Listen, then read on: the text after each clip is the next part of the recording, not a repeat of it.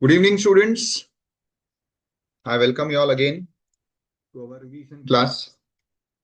In the previous lecture, we completed the major portion of indirect tax in the form of the GST module. Now, from today, in our revision batch, we are starting with the module dealing with customs. Now, as we all know, customs is altogether a separate code. Customs is very different when it comes to a taxation law. We need to understand the reasons behind this, point number one. Second, in case of customs, what is very interesting is that customs is not a law which is created only for the purpose of collecting tax. Custom is a law which is created as a single window system to have an overall overview of entire import export. When I say import export, it is not only about goods, it is about everything which is getting into India or which is going out of India. Please understand, it is very important from the perspective of the security, safety of our country and of our people, that everything should not enter our country. Similarly, everything should not also go out of our country. So very important is that you need to be very clear as to the purpose of customs law. So custom law, why it is different from other taxation laws? Because in case of customs, the purpose is not only collection of duty, it is also regulating, it is also monitoring, supervising whatever, whoever comes into India or goes out of India. Secondly, it is a single window system because we take the opportunity of customs law to collect all types of taxes which are leviable in India. So it is not only the customs duty which is collected, it is also the local taxes. Like earlier it was excise and VAT, today it is IGST, which is collected through the customs mechanism. Third important thing is customs also is a tool to regulate the growth and development of our domestic industries. How? If I have to give you a best example of what is happening today in international arena, you will see that Mr. Trump, president of US, has levied huge tariffs on specific country goods. The basic purpose, at least which is being demonstrated by their government, is that they want to protect their domestic industries. They want that there should be manufacture internally, and they do not want their markets to be flooded with foreign goods, thereby taking away the developmental and also the employment opportunities in their country. So this is at least what is proposed and projected.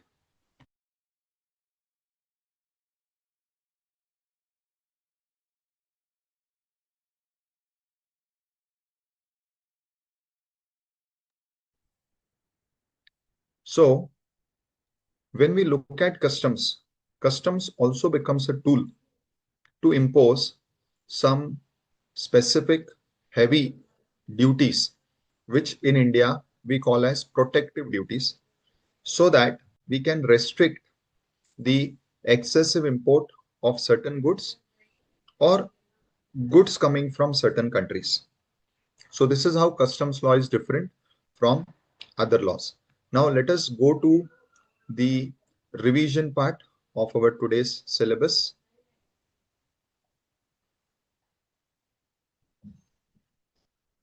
So the first chapter, which deals with levy, has two units, unit 1, unit 2.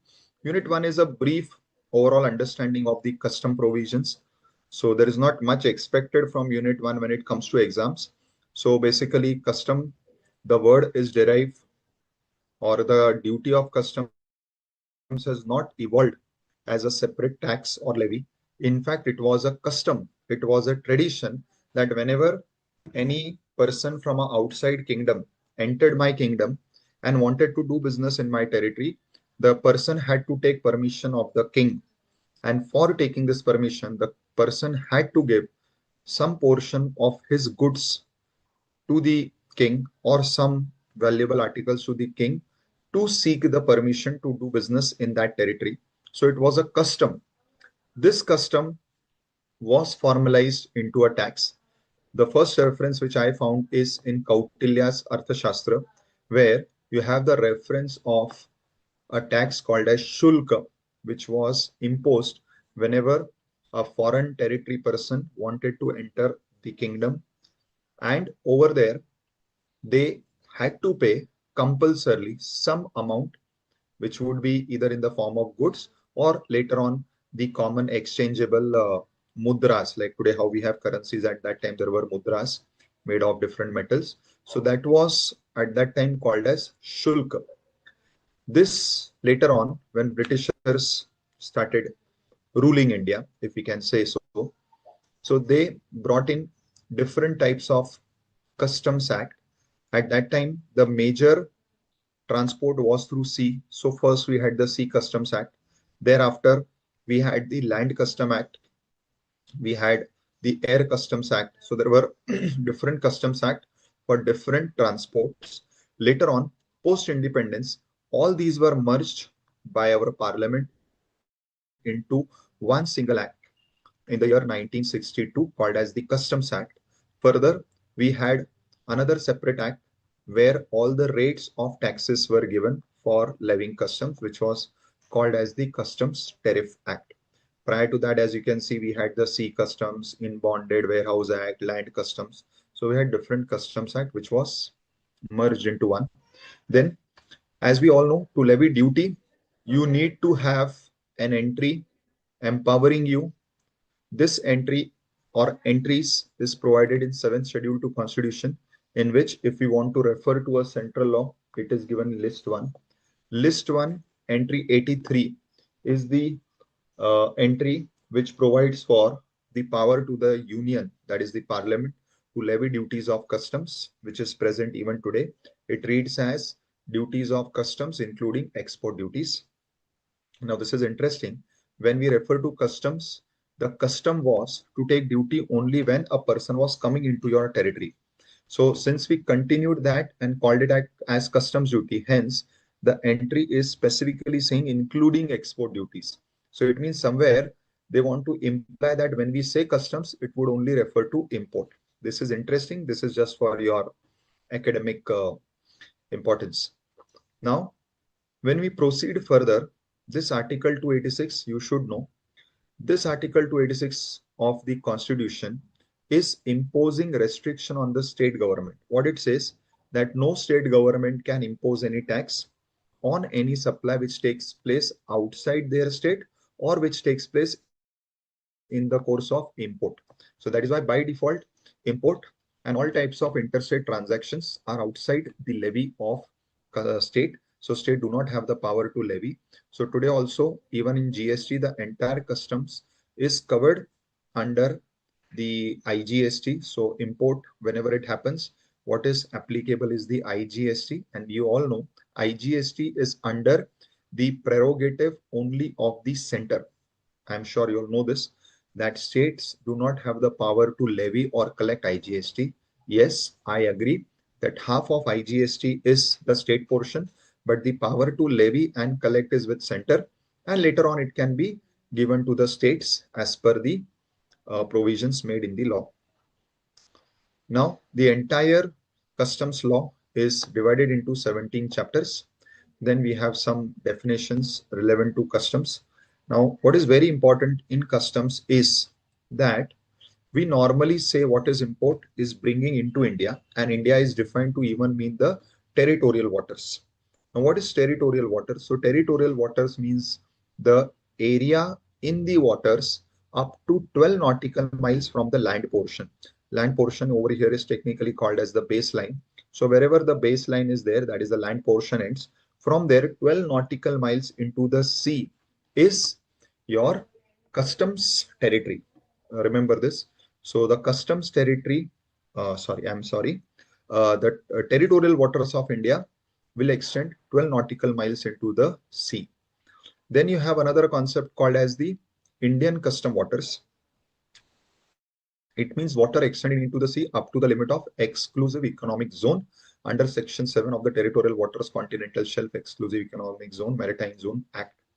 So that is the customs boundary. Now somebody will ask, sir, what is the difference between territorial waters and customs waters? So territorial waters is the political boundary of India.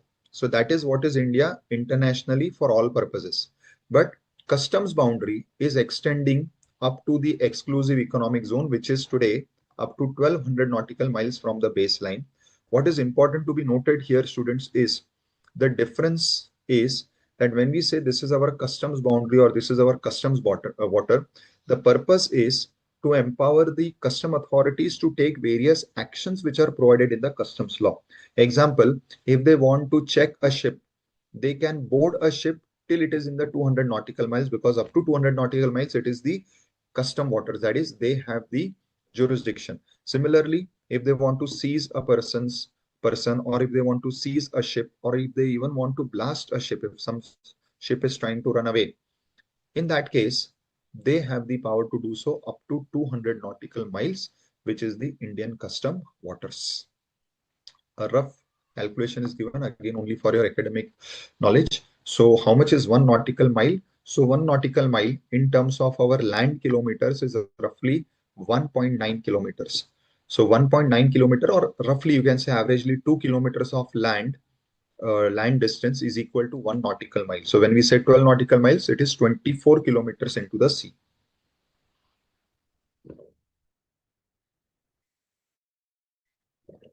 So that much is the distance of territorial waters, and 200 nautical miles is 400 kilometers into the sea. This is your customs boundary or customs water. Now we come to an important part, that is charging section. We all know under any taxation law, the section which creates the levy of that tax or duty, which specifies that this tax will be levied on what, on whom, when, that is what is called as the charging section. Under the Customs Act, it is section 12. Now, section 12 brings out few important things. Firstly, it creates the charge on goods which are either imported into or exported from India. So, the charge is on importing or exporting. That is also what is the taxable event, import or export. But what will be the rates? It says the rates will be as specified in the Customs Tariff Act or any other law for the timing in force. Now, this is important. When it says or any other law for the time being force, what it means?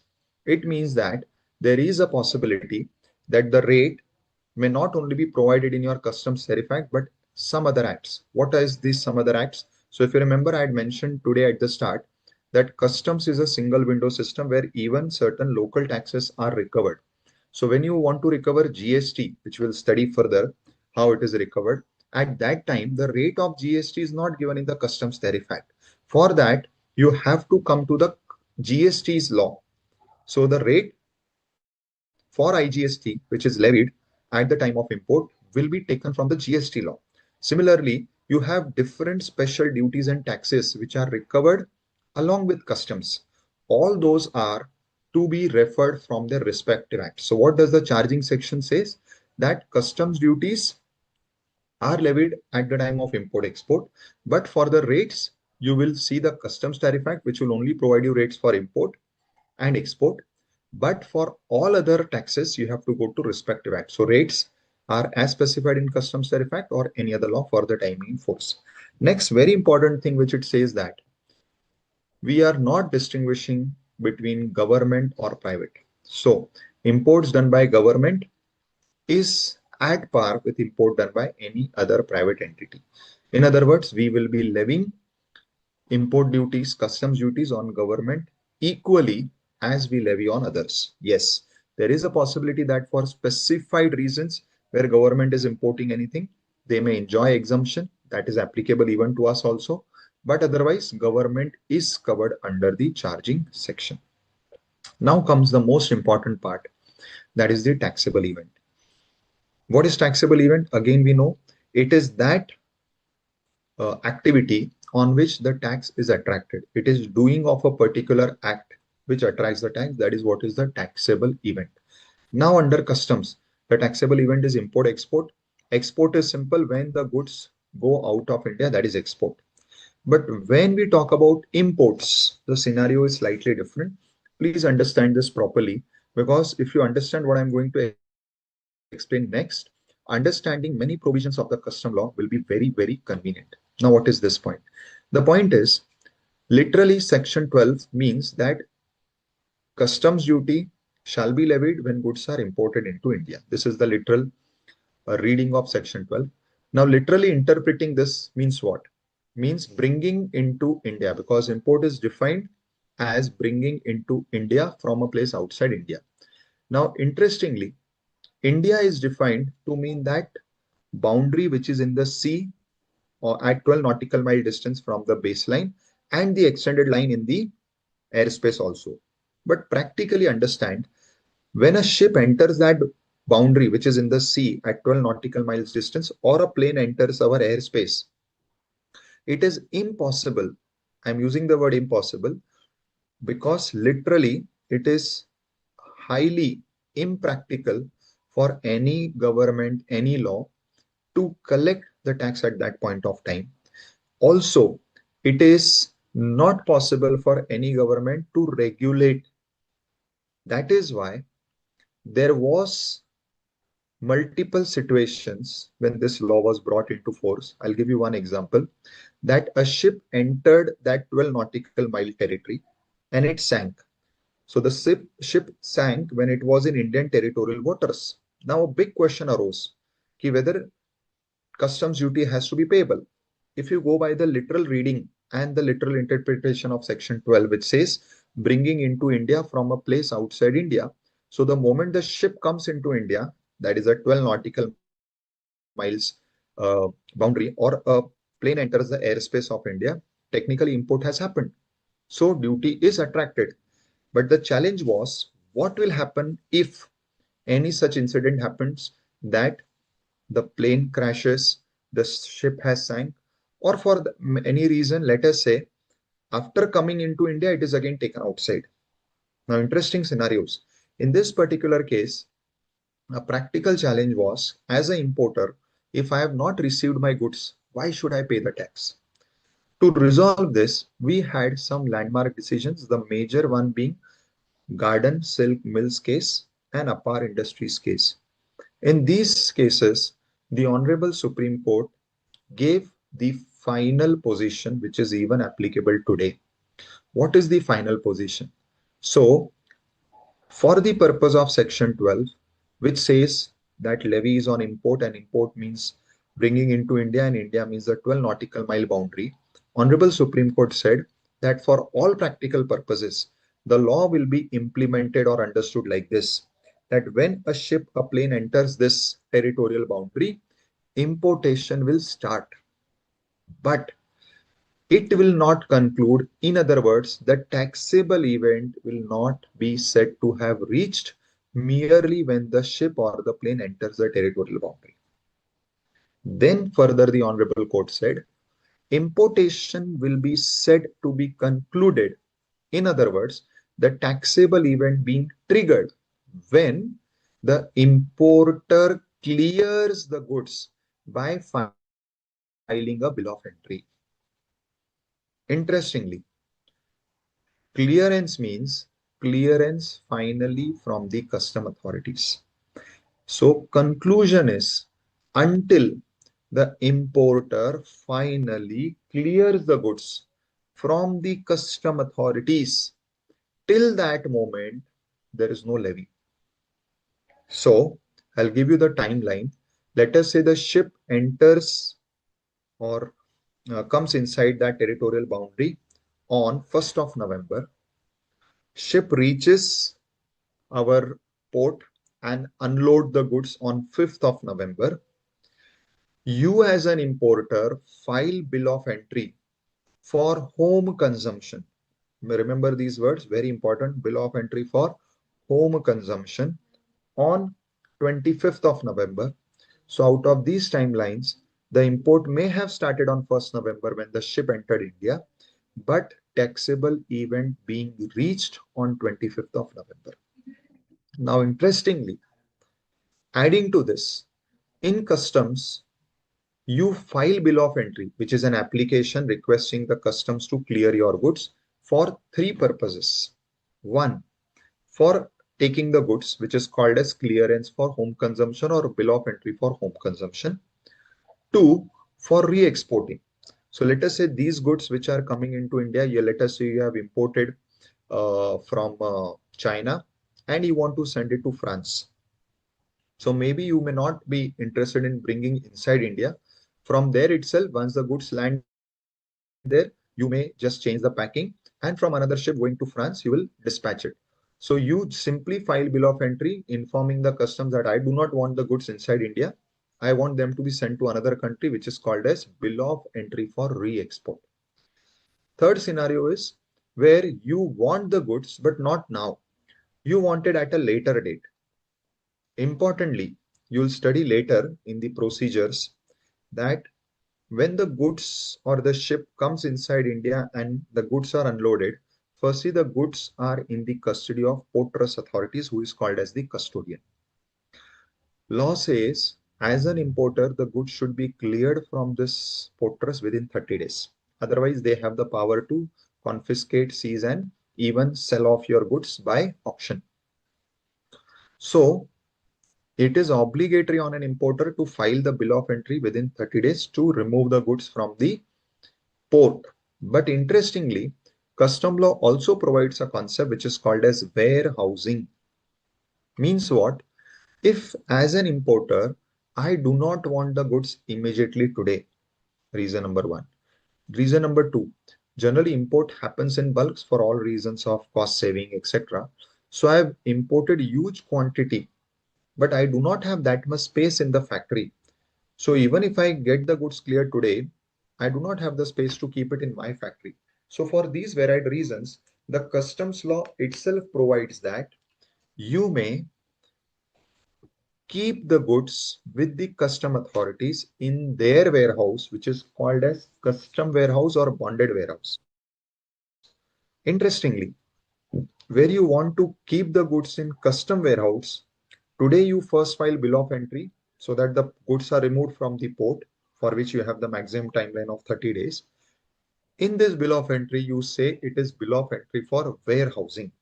So you are informing customs that I do not want the goods immediately. It will still remain in your custody, but remove it from this port and keep it in a warehouse which is licensed, which is authorized under the Customs Act, that is, which is still under the customs control.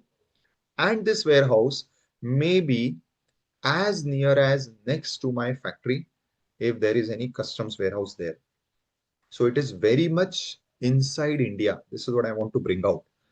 Interestingly, as per the Supreme Court judgment, which is still applicable, import has not concluded despite the goods being cleared from the port and brought and kept next to your factory in a custom bonded warehouse, because until the goods are lying with customs, import is not said to have concluded and taxable event not said to have reached.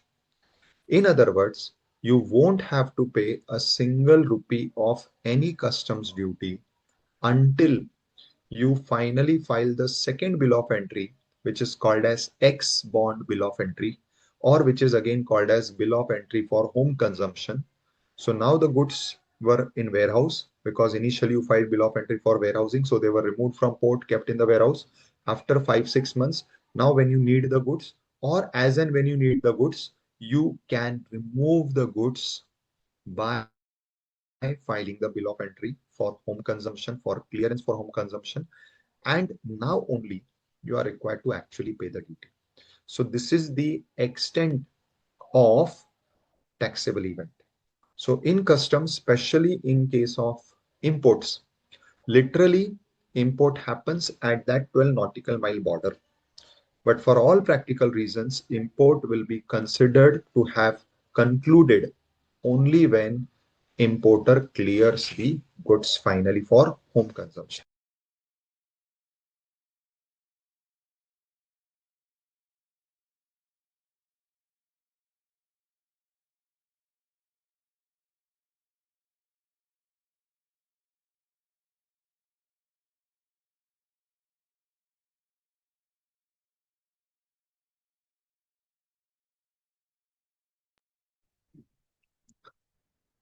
So, in case of imports, goods cleared for home consumption when goods reach the custom barrier plus bill of entry for home consumption filed. This is the taxable event.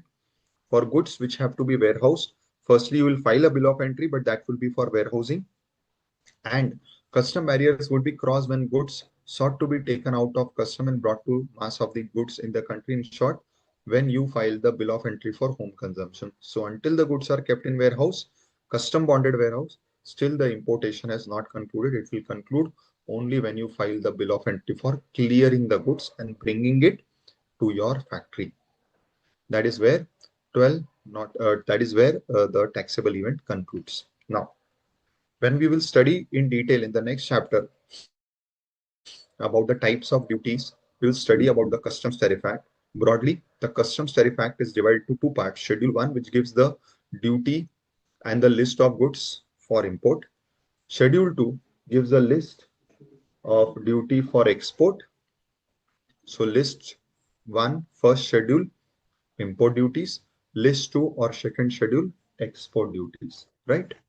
Now, this general rule which we studied, that on imports, tax is levied at the time when the goods are finally cleared. There are some special scenarios, you can say exceptions relating to this rule. What are these exceptions? Or you can call it as duty liability in special circumstances. Now, the first heading is re-importation. What is re-importation? See, literally re-importation would mean, or we will understand the word re-importation to mean what is imported is again re-imported. Here, re-importation does not mean that. Here, re-importation means that you had sent the goods outside, which you can say as export, and what goods you had sent outside are coming back. That is what is re-importation over here. So generally, when we say re, it means again. Here it is not again importation.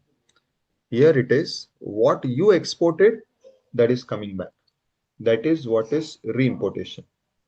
Now in re-importation, there are three possibilities, three scenarios, depending on which the tax liability is decided. And that is where what we are studying now is liability under special circumstances is what is triggered. What are these special circumstances? So first scenario is re-importation, and within re-importation, the first situation is you had exported goods. So you had sold goods. Let us say I have exported goods to France. I've exported goods to UK. I've exported goods to US. Now these goods are returned. So they are coming back to India because they are returned, they are rejected. This is the first scenario of re-importation. Now, we are studying special circumstances or duty liability in special circumstances. What is special? So firstly, there is a section called as section 20. What does section 20 says? Whether it is re-import or whether it is a regular import, we treat it as if it is imported first time. So in simple words, re-imported are treated at par with regular imports. This is firstly the law. However, what is special in this is had these goods being imported for the first time. So let us say goods are coming from France to India or from UK to India. What would have happened? We would have imposed the regular duty on the goods, whatever duty, safeguard duty, protective duty, everything we would have imposed. This is what is normal treatment. However, what is the special treatment? Since these are the goods which we only had sent, which we only had sold outside. So it means these are the same goods which we had exported firstly. Now, in this particular case, when you would have exported, you would have got some benefit. What are the benefits? you may have got some drawback, you may have got some refund. These are generally the benefits that you get whenever you export. Now, whenever you are exporting and you have got these benefits, what is the special point over here is, if these goods are brought back to India, maybe because of returns, rejections, you don't have to pay the whole customs duty which is applicable for fresh imports. Instead, you will only return back the amount of these benefits which were given to you at the time of export. So whatever drawback, subsidy, or let us say refunds were given to you at the time of export, you return back to us. This is what is the first case or first scenario of treatment of re-importation.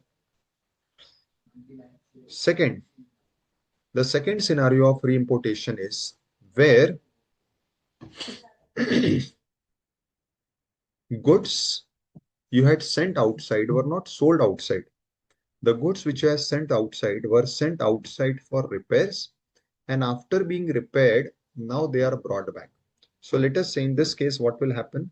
So I have a machinery. This machinery has to be rectified, repaired, something, and I'm not getting a proper person in India to do that.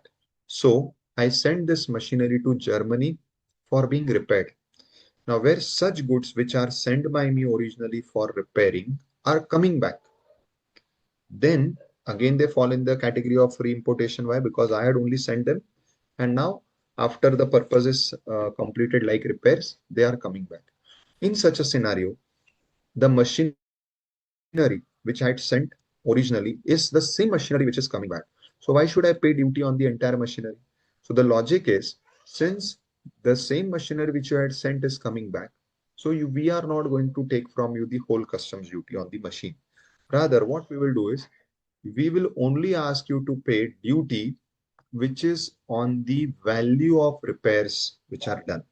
So whatever is the fair cost of repairs, which may include the cost of material used in repairs, which may include the transportation cost, the insurance cost, because you would have incurred all these costs, we will only levy import duty on that amount. So whatever is the import duty in the form of BCD, IGST, all these duties will be levied only on the repairs portion. So the point is that in such cases where the goods were first sent outside for repairing and after repairing they are re-imported, you will pay duty not on the value of goods but only on the component of repairs. So this is the second special scenario in case of re-importation. And third scenario is where goods are sent and are brought back except falling in the first two scenarios. So first scenario was it is sold and returned. Second scenario is it was sent for repairs and brought back. So third scenario is covering scenarios other than the above. Example I'll give you. You had sent goods for exhibition. So these goods were sent so that they could be displayed in some exhibition happening in Singapore, in Italy. And after the exhibition is over, these goods are being brought back. So in this case, neither of the two happens. Neither you are you had sold the goods which are coming back, nor is the goods which were sent for repairs which is coming back. So in such scenarios, you will be not levied any import duty. So this is the important point relating to reimportation. So time limit for importation, 5 years, further extendable up to 2 years. This is what. So after you have sent the goods, they have to be brought back within this time. Further, if it is sent to Bhutan, what is sent machinery, then the time limit is 7 years, extendable to further 3 years. Next, in case of goods which are exported under any of the schemes, all these schemes you study at the later part, then 1 year, further extendable up to 1 year. So this is the timeline in which these goods have to be returned back. Just a second, students.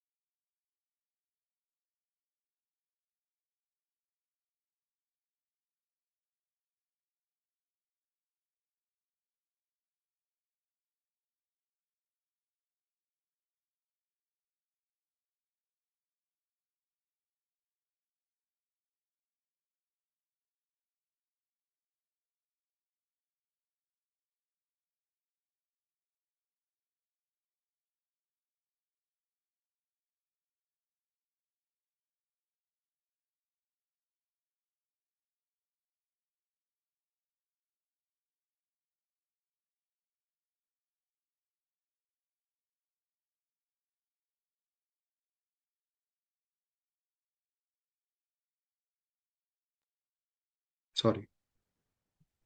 So the timelines is that if you want to get the above benefit of lower tax, as we discussed, the goods should be brought back, that is re-imported into India in this timeline. Second, it should be the same goods which has gone outside. It means the goods should not change. You should not replace it, substitute it with any other goods. Third, the ownership should not have changed. So it means the goods should still remain your goods.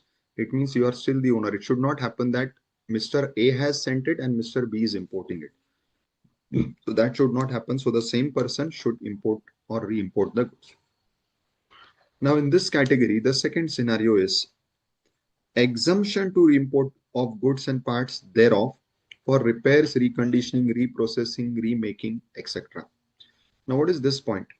Now above was a scenario where I had sent goods for being repaired outside and now it will come back.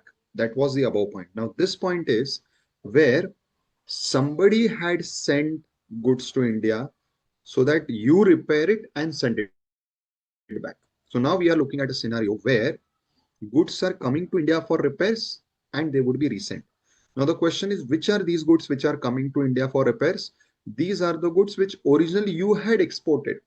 So this scenario is, let us say my business is making water bottles and selling it to US. So I'm manufacturing those bottles and sending to US. Now I had sent those bottles. Those bottles have been sent back because there is some minor defect and they want me to rectify the defect and send back the bottles.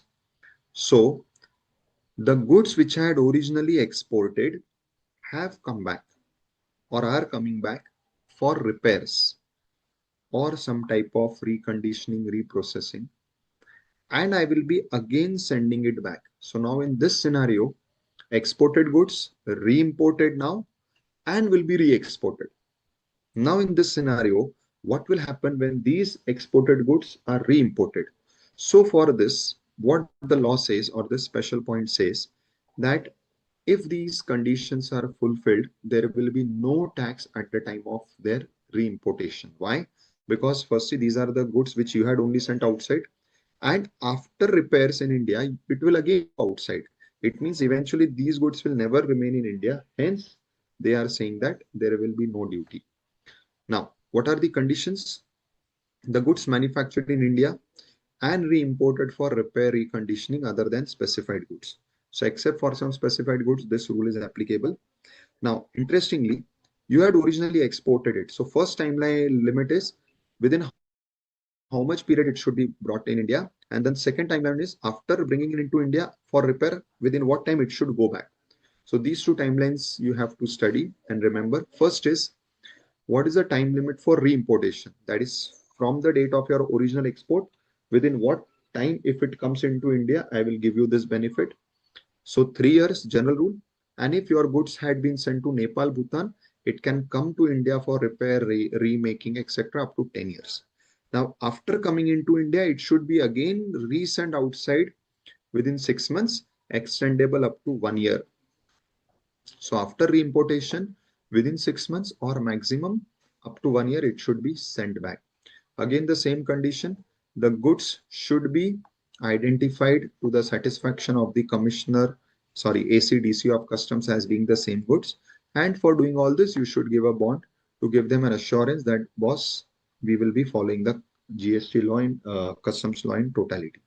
Second, goods which were manufactured in India and re-imported for reprocessing, refining, remaking, or for any other similar process, 1 year.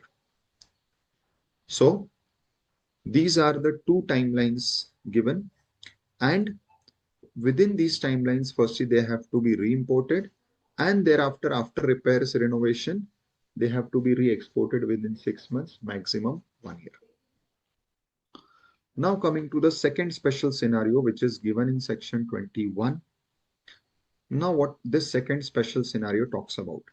Now firstly understand this section covers which situation. Now again, if you see the charging section says that whenever goods are imported, customs duty applies. And what is import? Import means bringing into India from a place outside India. So import definition has this very important point, bringing into India from a place outside India. Now, when the law says this from a place outside India, it means until and unless it is brought into India from a place outside, you will not be considering it as import, and interestingly, there will be no customs duty. It means if some goods are found in the sea, understand this. So let us say you have gone for surfing, you have gone for fishing, and at that time you find goods in the sea, and so you bring it, like how you catch fish and come into India. What does it means? Is it imported into India? Answer is no. So there will be no customs duty. Now this appears to be a loophole which can be used as a disadvantage, correct, by many people. How this has happened? So that is why you have this section. So I'll give you the backdrop. So let us say I'm actually importing goods from China, but what I will do is the ship which has brought these goods, I will ask the ship to drop the goods in the sea before it reaches India. And while the goods are still floating in the water, from here my ship will go pretending to be going for fishing. And I will say that at the time of fishing, I found these goods in the sea, so I have brought it. Hence, there is no import, no customs or any tax. This could have acted as a tax evasion measure. This could have also acted as a measure of trying to smuggle into India goods which are otherwise either not allowed to be brought into India or having huge import implications. To avoid people resorting to any such mechanism, this section 21 says that even if you have not imported from a place outside India, but you have found these goods in the sea, how? Either they are floating or they have sank, or maybe with tides, that is through water itself, they have come to the shore. In any of these cases, the goods will still be treated like normally imported goods. So all custom provisions apply. So such goods are called as derelict, jetsam, flotsam, wreck. So all these are the goods which are either floating in the sea, are sunk in the sea, or are coming to the shore with the tides. These goods, though not brought into India from a place outside India, these goods will be treated at par with normally imported goods, and the tax treatment would be as if they are normally imported. So if there is prohibition, prohibition will apply over here. If there is 5 times duty, 5 times duty will be applied over here. So this is what section 21 says. So section 21 is in a manner trying to protect the law from any of these type of misdoings by the people who are importing goods. Next, we have a concept of time of supply under GST. What is time of supply under GST? It is the date. It is the point of time where the GST law will make the computation, or we will decide what rate of GST should be considered. That is what is the time of supply under GST. The time of supply, if falls in a particular month, you have to pay the liability in that month. Similar thing is what is covered in section 15 of the customs. Now, what does section 15 of the customs say? It is not using the term time of supply, it is used only in GST, but I just tried to draw an analogy so that you can understand. So section 15 is also trying to tell you what is the exact date on which we will say that this import has concluded and you have to pay the duty.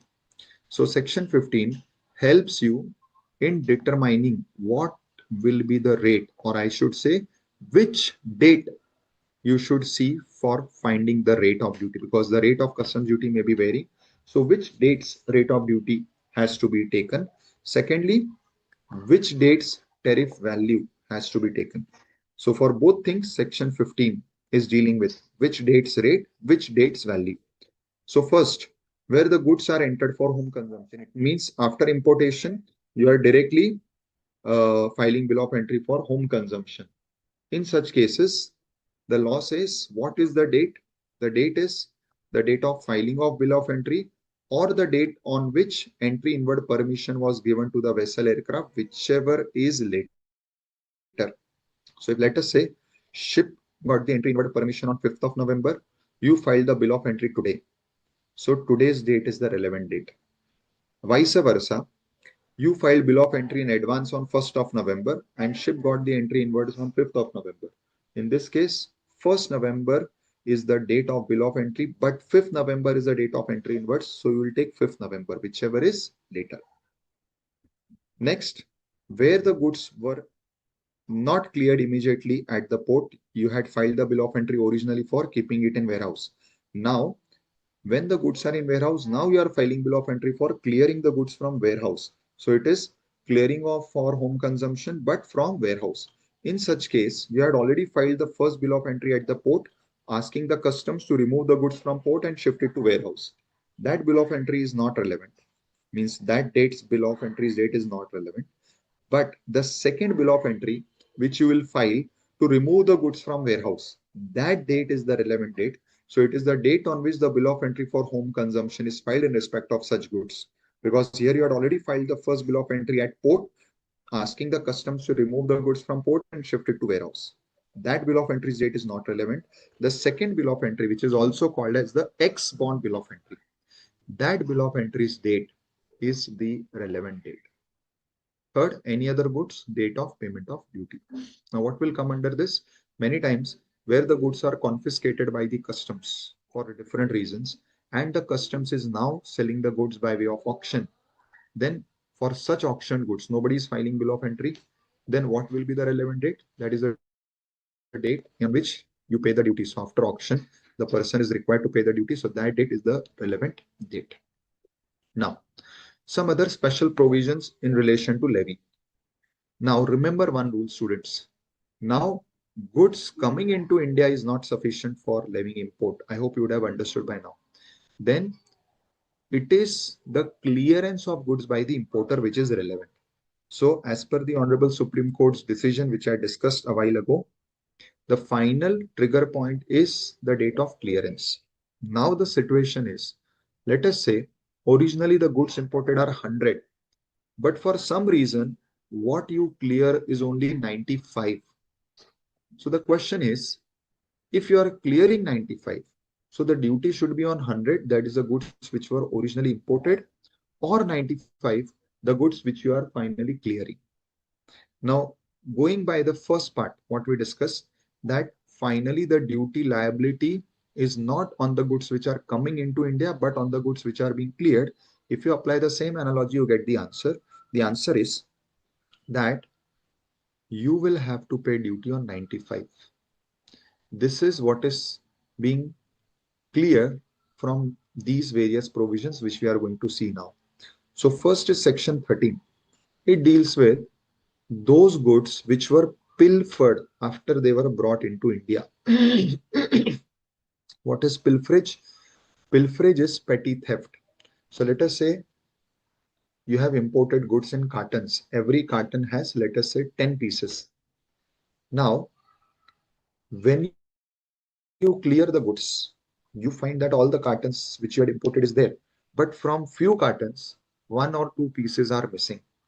It means where there is petty thefts, goods are stolen or lost in small quantities. So petty theft is what is called as pilferage. Now in this particular case, where goods are pilfered, in such cases, the tax or the duty on such goods will not be liable to be paid. This is what is the protective provision under section 13. So what does 13 says? That even though 100 goods were imported into India, rather they were also unloaded. Now these can be checked through various documents which are maintained. So even while unloading, all the boxes were unloaded. But when you cleared the goods, you found that boxes are there, but from few boxes, one or two pieces are missing. So when you report this to the custom authorities, the custom authorities will not take the duty on entire 100 pieces which you have imported, but only on 95 pieces which you have finally cleared. But now, interestingly, Originally, 100 pieces had come into India because the records show that even 100 pieces were imported by you and also 100 pieces were unloaded. It means 5 pieces are somewhere in India because somebody has stolen and taken it. So that is why the law says, firstly, you as an importer are not liable to pay duty on those 5 units. You will pay only on 95. But since the goods are in India, the custodian, that is a person in whose custody the goods had gone after import, which is the porters generally, that person is liable to pay the duty. So in such cases,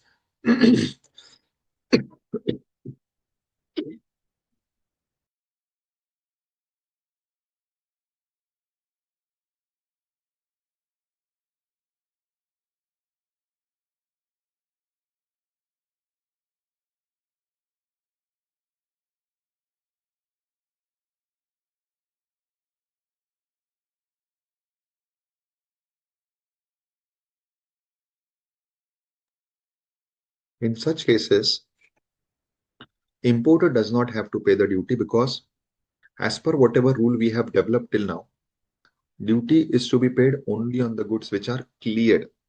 Here, since I could not clear those 5 units, I will not be paying the duty. That is what is section 13 providing, that for importer, there is a relaxation, there is a concession to pay duty on those 5 units. Next, the same section says, however, in future, if these 5 units are restored to the importer, so how this will happen? So definitely importer will file a complaint. Maybe it will file or lodge a complaint with the police. And let us say tomorrow the police are able to recover those 5 units.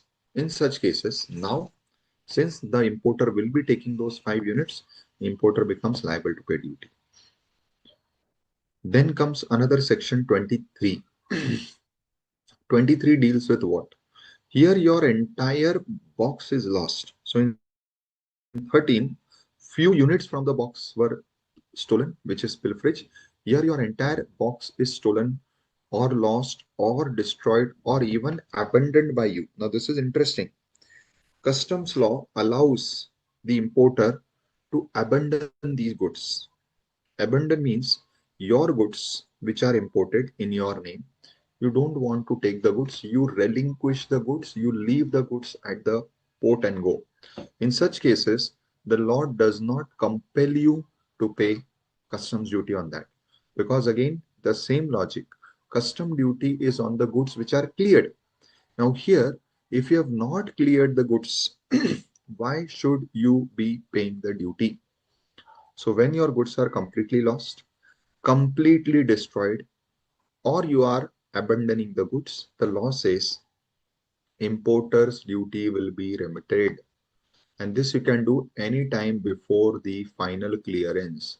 So before your goods are finally cleared for home consumption, any time before that, you can forego the goods and the duty will be waived. So what that is what is given in subsection 2. Owner of imported goods may relinquish his title to the goods anytime before an order for clearance for home consumption is passed or order for permitting the goods in warehouse and pass. In such cases, the importer will not be liable to pay the duty. Next, no relinquishment will be allowed where the goods in respect of which an offense has been committed. So it is not allowed that first you try to smuggle the goods or you try to give a wrong value or you try to hide the true identity. And if you are caught, now to save your skin, you say, okay, fine, I'm foregoing the goods. That is not allowed. So the point is that where goods are legally imported, where there is no offense committed in respect of the goods, only in those cases the customs law allow you to forego the title on the goods. And in such cases, when you forego the title of the goods, the duty on such goods is remitted or waived. Then come another section which does not completely waives the duty, but it reduces the duty. That is why the word uses abatement. Now, what is abatement? To abate means to lower, to reduce. Now, this is applicable where the goods which are imported, you are taking the goods, so they are not lost, but they are damaged or they are deteriorated. It means the goods are not in their original form.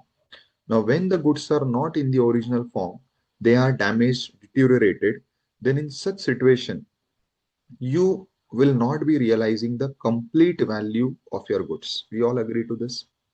Now, if you are not going to realize the complete value of the goods, the custom law has given this relaxation saying that since you will not be able to realize the complete value, hence we are also proportionately reducing the duty on those goods.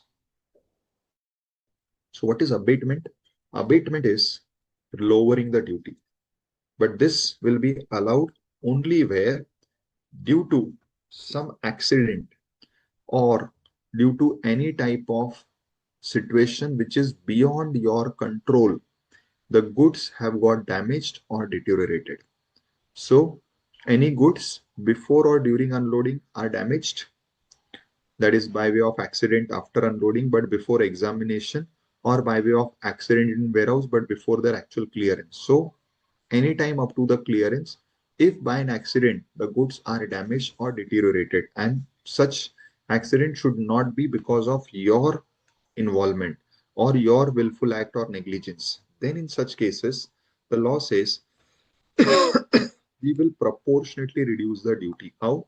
So whatever was the original duty of the goods multiplied by the reduced value, that is the value of now the damaged goods, which is obviously reduced upon the value of the original goods. So by this ratio, we will proportionately reduce the duty. And now the importer has to pay the lower duty. So since the importer is clearing the goods, the importer has to pay duty. So complete duty is not waived because you are clearing the goods. But since you are clearing the goods in damaged condition, we will allow you to pay lower duty.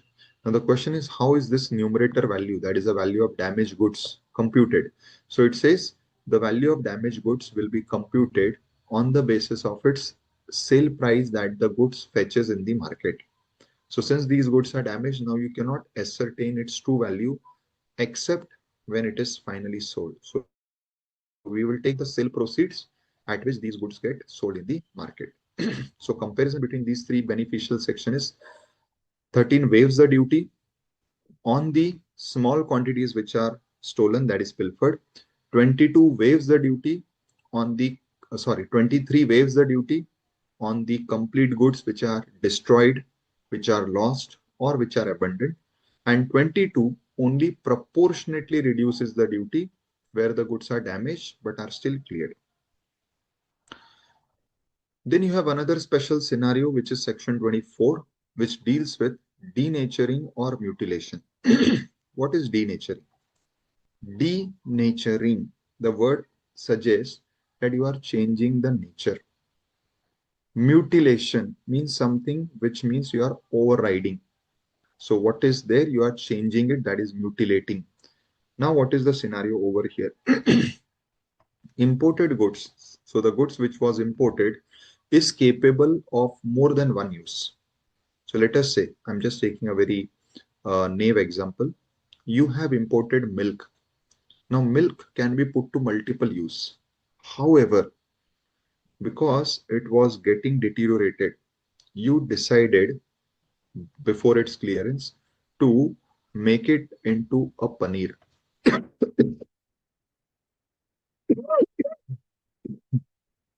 Now, by doing this, you are making the good unfit for other purposes. It means now the goods can be used only for one purpose. So after changing the nature, that is from milk to paneer, the goods will be used only for a specified purpose and not the original purpose. So the law says, section 24 says, since you have changed the nature of the goods, now the duty will be levied accordingly. Means the duty of paneer will be levied. So originally goods imported was milk, but as per section 24, obviously all this is done with custom permission supervision, where you have changed the nature. So the duty now will be levied not on the goods which were originally imported, that is milk, but the goods which will finally be cleared, that is paneer. Again, this goes with our logic that we have understood, that customs will be finally attracted at the time of clearance. So what is cleared, when it is cleared, in what quantity it is cleared, that is what is leviable to customs import duty. Again, similar to GST, in customs also, Section 25 of Customs Act empowers the government to exempt certain goods from levy of customs. Now, these goods can be exempted by the government. Obviously, here it will only be central government because customs is a central law.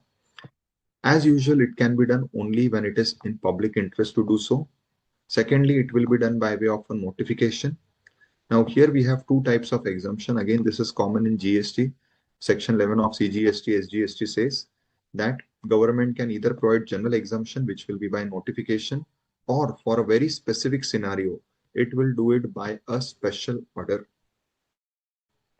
So general exemption is where that exemption is applicable to anyone, whoever fits into the condition of exemption. Exemption by special order means the exemption which is limited to a particular entity only. Now, in case of general exemption, the exemption can be absolute or conditional. In absolute exemption, you don't have a choice. So like in case of GST, healthcare is an absolute exemption, education is an absolute exemption. So they are absolute, or you can say outrightly exempt, without giving you an option to avail or not avail. Whereas the other is a conditional exemption, whereby I have put some condition. If you do this, you get exemption. If you apply for this, you get exemption. Now, such conditional exemptions are always optional. Absolute are compulsory, conditional are optional, so that if I do not want to avail the exemption, simply what I have to do is not satisfy the conditions. Further, what it says, conditional exemption valid up to 31st day of March, falling immediately after 2 years from the date of grant of such variation in other than specified cases. So it means, except for some specified cases, the validity of conditional exemption would be 31st March, immediately after 2 years from the date when this exemption was granted. In case of special exemption, it can be given only under situations of exceptional nature, and no duty if the amount of duty levy is equal to or less than rupees 100. So below that, there will be no duty. Now, what will be the effective date of these exemption notifications? So effective date, firstly, it is always the date which is mentioned in the notification. If there is no date which is mentioned in the notification, then the date of its issue by the government. So the date on which the central government had issued this. Next, exemption through a special order, the effective date is date of its issue. Next part is, what if there is any explanation added to clarify some point? So after the issue of exemption notification, later on some doubts arose, some dispute arose, and to clarify those disputes, the government decided to add some explanation clarifying some position. Now the question is whether these explanations which are added will be treated retrospective or prospective. So for this, the law says if these clarifications are issued within 1 year from the date of original notification, so from the date when this notification was issued, if after that within 1 year clarification is given, it will be deemed to be applicable from original date. That is the date of notification, it means retrospective. However, if this clarification is added later, it will be effective only from the date when the clarification was added. Next, exemption from custom duty on imported goods used for inward processing of goods or re-imported goods used for outward processing. Now, what is this? Exemption from custom duty on imported goods used for inward processing or re-imported goods used for outward processing. So what it simply is that when certain goods are imported for being used for repair or renovation or further processing, and they are re-imported within 1 year, and they can be identified with the original goods and other specified conditions are satisfied, then there will be no import duty on these goods. In fact, for this we have studied, you have to pay import duty only if you have sent outside for repairs, and after repairing they are coming back to India, you have to pay only on the repairs portion. But there will be no import duty on the original goods. So wherever there is any goods which are coming into India for repairs or which had gone out of India for repairs and are coming back, on the goods per se, there is no customs duty. So it is only on the repairs portion. So this is the end of first two chapters.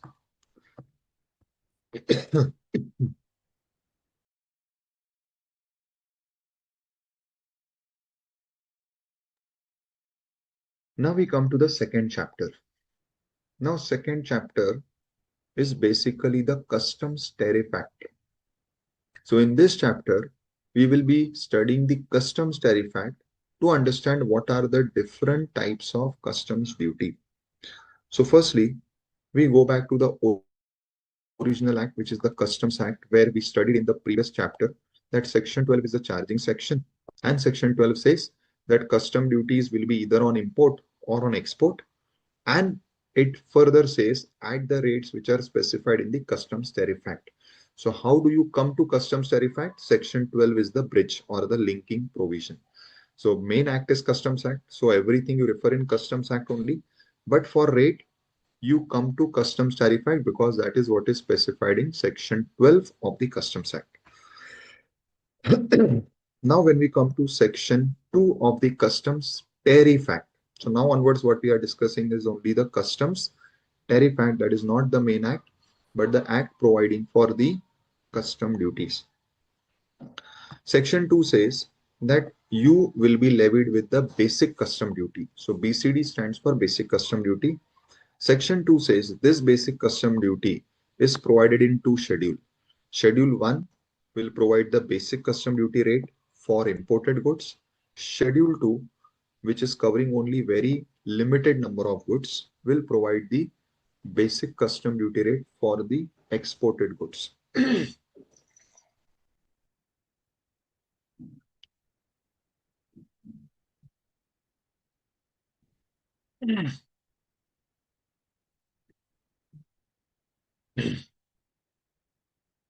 So first is Section 2, providing for basic customs duty. Now, interestingly, when you refer to these two schedules, Schedule 1, Schedule 2, Schedule 1 is a very big schedule because it covers 98 chapters, and in every chapter, different types of goods are covered, and the rates of duty of those goods is covered. So there are lakhs of goods, as we all know, in which international trade happens. Out of that, my goods are covered in which chapter, that we will study in the next topic or the next chapter, which is classification. But for the time being, what we are trying to understand is Section 2, which deals with the basic customs duties, asks us to refer to Schedule 1 for the import duty. Now, we are talking only about Customs Tariff Act. Keep that in mind. Now, when you go to the first schedule of Customs Tariff Act, in those 98 chapters, against the name of each goods, duty rates are in two columns. First is called as the standard rate. The second column is the preferential rate. Now, what is this standard rate and the preferential rate?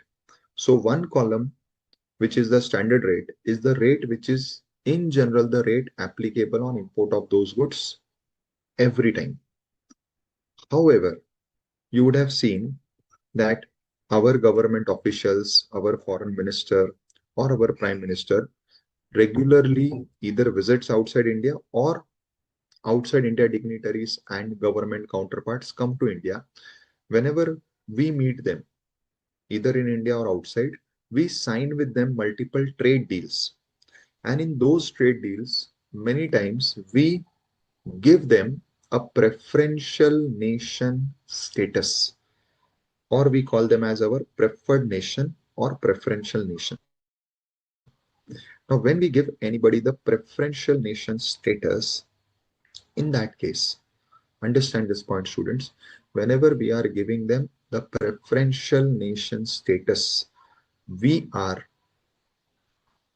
making the second column applicable to them. So the second column is the preferential rate. So by simply making that nation our preferential nation, we give them a lower rate, which is given in the second column. So schedule 1, first schedule to CTA, which provides rate of duty on imported goods, has two rates: standard rates, which is rate in general always, and preferential rates only applicable when our country has given another country the preferential nation status. Obviously, preferential rate would be lower than the standard rate. It may be zero in some cases, or it may be some rate. It is not necessary that preferential will always be zero. It may be any rate, but it may also be zero if the government so chooses. Then we come to section 3 of the Customs Tariff Act. Now, section 3 basically deals with the other local duties and taxes. Again, if you remember, at the start, I had mentioned that some of the special or unique features of customs, in which one of the feature is that customs act as a single window system.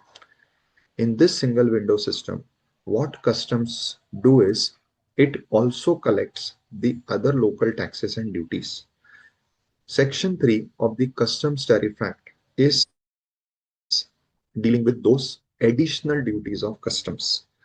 So section 2, which is the main duty of custom, which is the import duty or the export duty as we commonly call it, is called as BCD, that is basic custom duty. And then section 3 of the Customs Tariff Act is called as the additional customs duty. Now, in this section 3, you have subsections 1, 2, 3, 4, 5, 6. These subsections up to 6 are dealing with the earlier duties like the central excise, the value added tax, the local levies like octroi, etc. But we are not talking about that because majority of them have been subsumed under GST. So the first 6 subsections of the Customs Tariff Act are not very much relevant today. So we directly go to subsection 7. Subsection 7 of the Customs Tariff Act is talking about IGST. Now, we all have studied in GST that on interstate supplies, IGST is applicable. And the definition of interstate supply is defined to, by default, include imports. So imports are always going to be interstate supplies, and on imports, always IGST is applicable. Now, when you go to the charging section of IGST Act, which is section 5, section 5 subsection 1 proviso says that whenever goods are imported into India, the levy, the collection, the valuation, everything will be taken care of by the customs. So section 5(1) proviso of the IGST Act has shifted the timing, the valuation, the manner of collection on the customs. And that is where this section 3(7) of Customs Tariff Act comes into picture. So this is how both these acts, Customs Act and the GST Act, are connected. Now, what does 3(7) says? It says that on the imported goods, besides the basic custom duty, further what shall be levied? IGST shall be levied as per section 5 of the IGST Act. Then this IGST is levied and collected under this section, that is 3(7) of the Customs Tariff Act. Further, it says IGST will be levied at the rates given by the GST schedule or the GST rate notification, and it cannot exceed 40 because 40 is the highest rate that we can have under GST law. So it says that IGST will be levied at the respective rates which is given in the GST rate notification not exceeding 40%. Now comes the most important part. On what value this IGST will be computed? As I just explained, Section 5(1) proviso of the IGST Act says that where goods are imported into India, the levy, the timing, the valuation, everything will be decided by customs. Now, customs has decided that what is the value for calculating IGST? It says that firstly, you will determine value as per the customs law, which we are going to study today itself, which is provided in section 14 of the Customs Act, read with various custom valuation rules. Just give me 1 minute.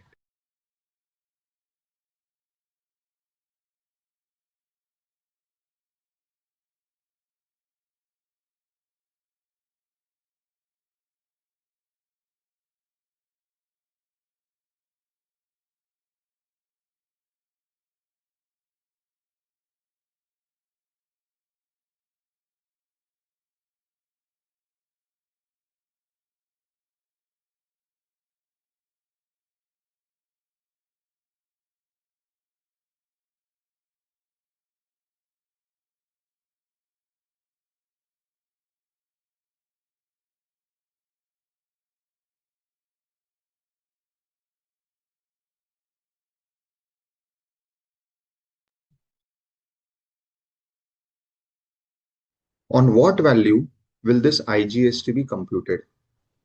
So, the law provides that first you find the value as per custom valuation provisions, which is section 14 read with custom valuation rules. In that you add the basic custom duty which we computed above. And after this, any other sum which is levied except the GST. So except the GST taxes, if any other taxes or amount is levied, that will also be added. And on this total, you will levy the IGST. So IGST would be levied on customs value plus the basic custom duty plus any other duty which is levied under customs, like all the protective duty, safeguard duty, except the IGST and the GST compensation cess. So what is clarified? If your goods which are imported are liable to anti-dumping duty or safeguard duty, these all anti-dumping safeguard duty will also be added for the purpose of determining the total value on which IGST shall be levied. I hope this is clear.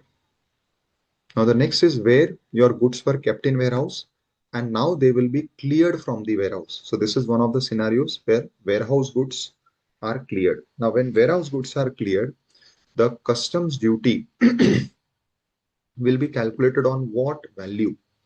So for determining the value of warehouse goods which were sold while the goods were under warehouse. Now let us say you imported the goods, you warehouse the goods, but before you cleared the goods, you sold it to me. Now I am clearing the goods. Now on what value the customs duty will be computed and calculated and collected on this warehouse goods? Firstly, the value as per customs plus the basic custom duty plus any other duty excluding the GST. So this is same as what we studied above.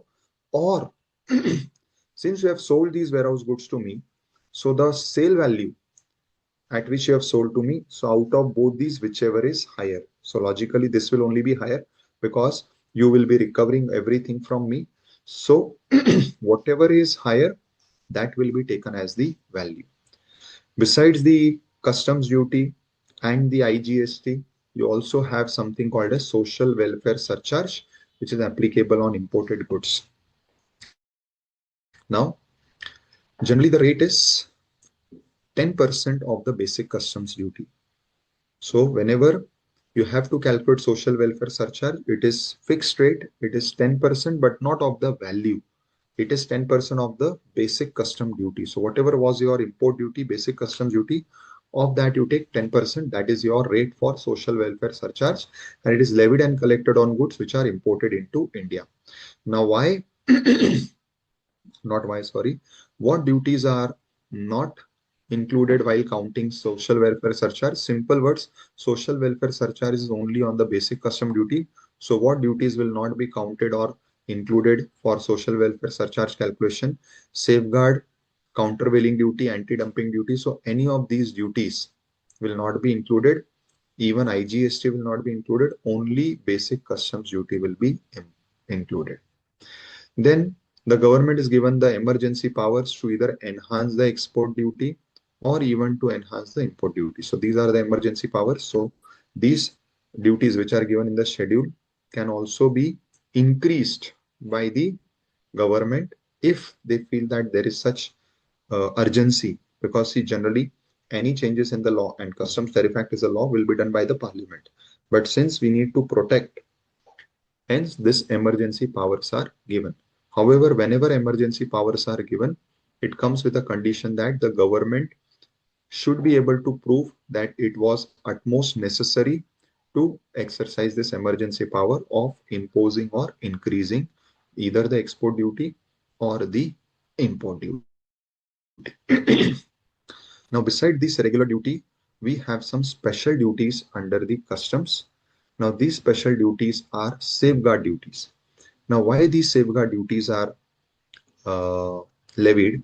These safeguard duties are levied because at times when some goods are imported in huge quantities, it may create a problem for the government, for the country, for the domestic businesses. So to protect, to safeguard our domestic businesses, the government is given this power to impose the safeguard duty on any articles which are imported into India in increased quantities.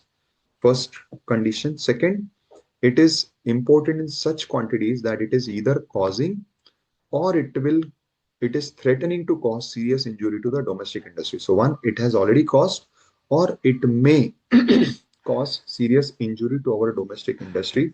Then the government, after making suitable inquiry that yes, such type of injury is being caused or can be caused, will impose the safeguard duty by issuing the proper notification. Now, there are some conditions, safeguards given, or I'll say some rules given relating to levying of this particular safeguard duty. What are they? First, mode of safeguard, imposition of safeguard duty, or application of tariff rate quota or other measures as the central government deems appropriate. So how this safeguard duty will be levied? Generally, it is levied by either imposing a new duty called a safeguard duty or by making a change to the tariff rate. The duration is 4 years, which may be extended, but maximum cannot exceed 10 years. Until the inquiry which the government is making is complete, government can also impose a provisional safeguard duty which can continue for maximum 200 days. After that, the government has to take a decision whether to continue or to discontinue the safeguard duty. Now, who are exempted from safeguard duty? So on these items, safeguard duty will not be levied. Articles which are coming from developing country. So out of your total imports, developing countries exporting to us, and we are importing up to 3%, we will not levy this safeguard duty on one developing country. If goods are coming from multiple developing countries, then total up to 9% of imports, we will not impose safeguard duty on developing country imports. And next, on 100% of imports which are done by EOU or SEZ units, we will not impose the safeguard duty. So if SEZ or 100% EOU is importing any goods, no safeguard duty shall be levied.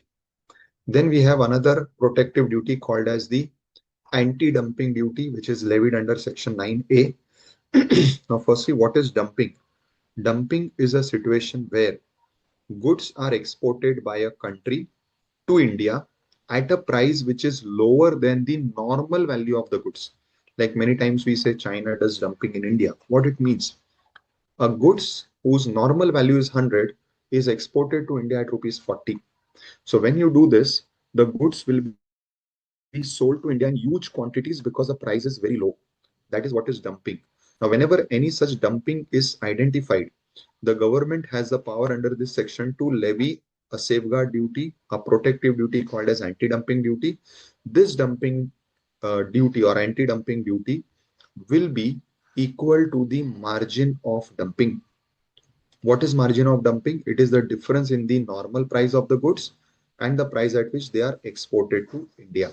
So this difference is called as the dumping margin, and this anti-dumping duty is equal to the dumping margin. Injury margin means difference between the following: landed value of the dumped articles and fair selling price. Similar point again. So margin, injury margin is also similar to dumping margin. So it is the landed value of the articles in India minus its fair value. So in short, where the goods are being sold to India at a lower price, you levy this. Then there is one more protective duty called as countervailing duty. Now, this duty is levied whenever a country's government is giving subsidy. So let us say Japan is exporting some goods to India and Japanese government is giving subsidy to their manufacturer so that they can sell goods to India at a lower price. Now, similar to dumping, in dumping, the exporter, that is the businessman himself, reduces the price. In case of subsidized article, the government of that country has reduced the price by giving subsidy. Again, in such cases, if subsidized goods are coming to India, it means lower price goods are coming to India. So it may disturb our Indian domestic markets and our Indian domestic manufacturer. Hence, the government has power to levy this duty called as countervailing duty on subsidized article. This duty will be imposed again equal to the amount of subsidy. So this amount of countervailing duty shall not exceed the amount of subsidy. So the duty is up to the amount of subsidy. Maximum for 5 years, government has the power to levy either the countervailing duty or subsidized article or anti-dumping. So for both these duties, the rules are similar. So for both these duties, first it is 5 years initially, and it can be further extended by 5 years. So students, here we'll take a break of 15 minutes and then we rejoin to complete the remaining portion. Fine. We go for a 15 minutes break.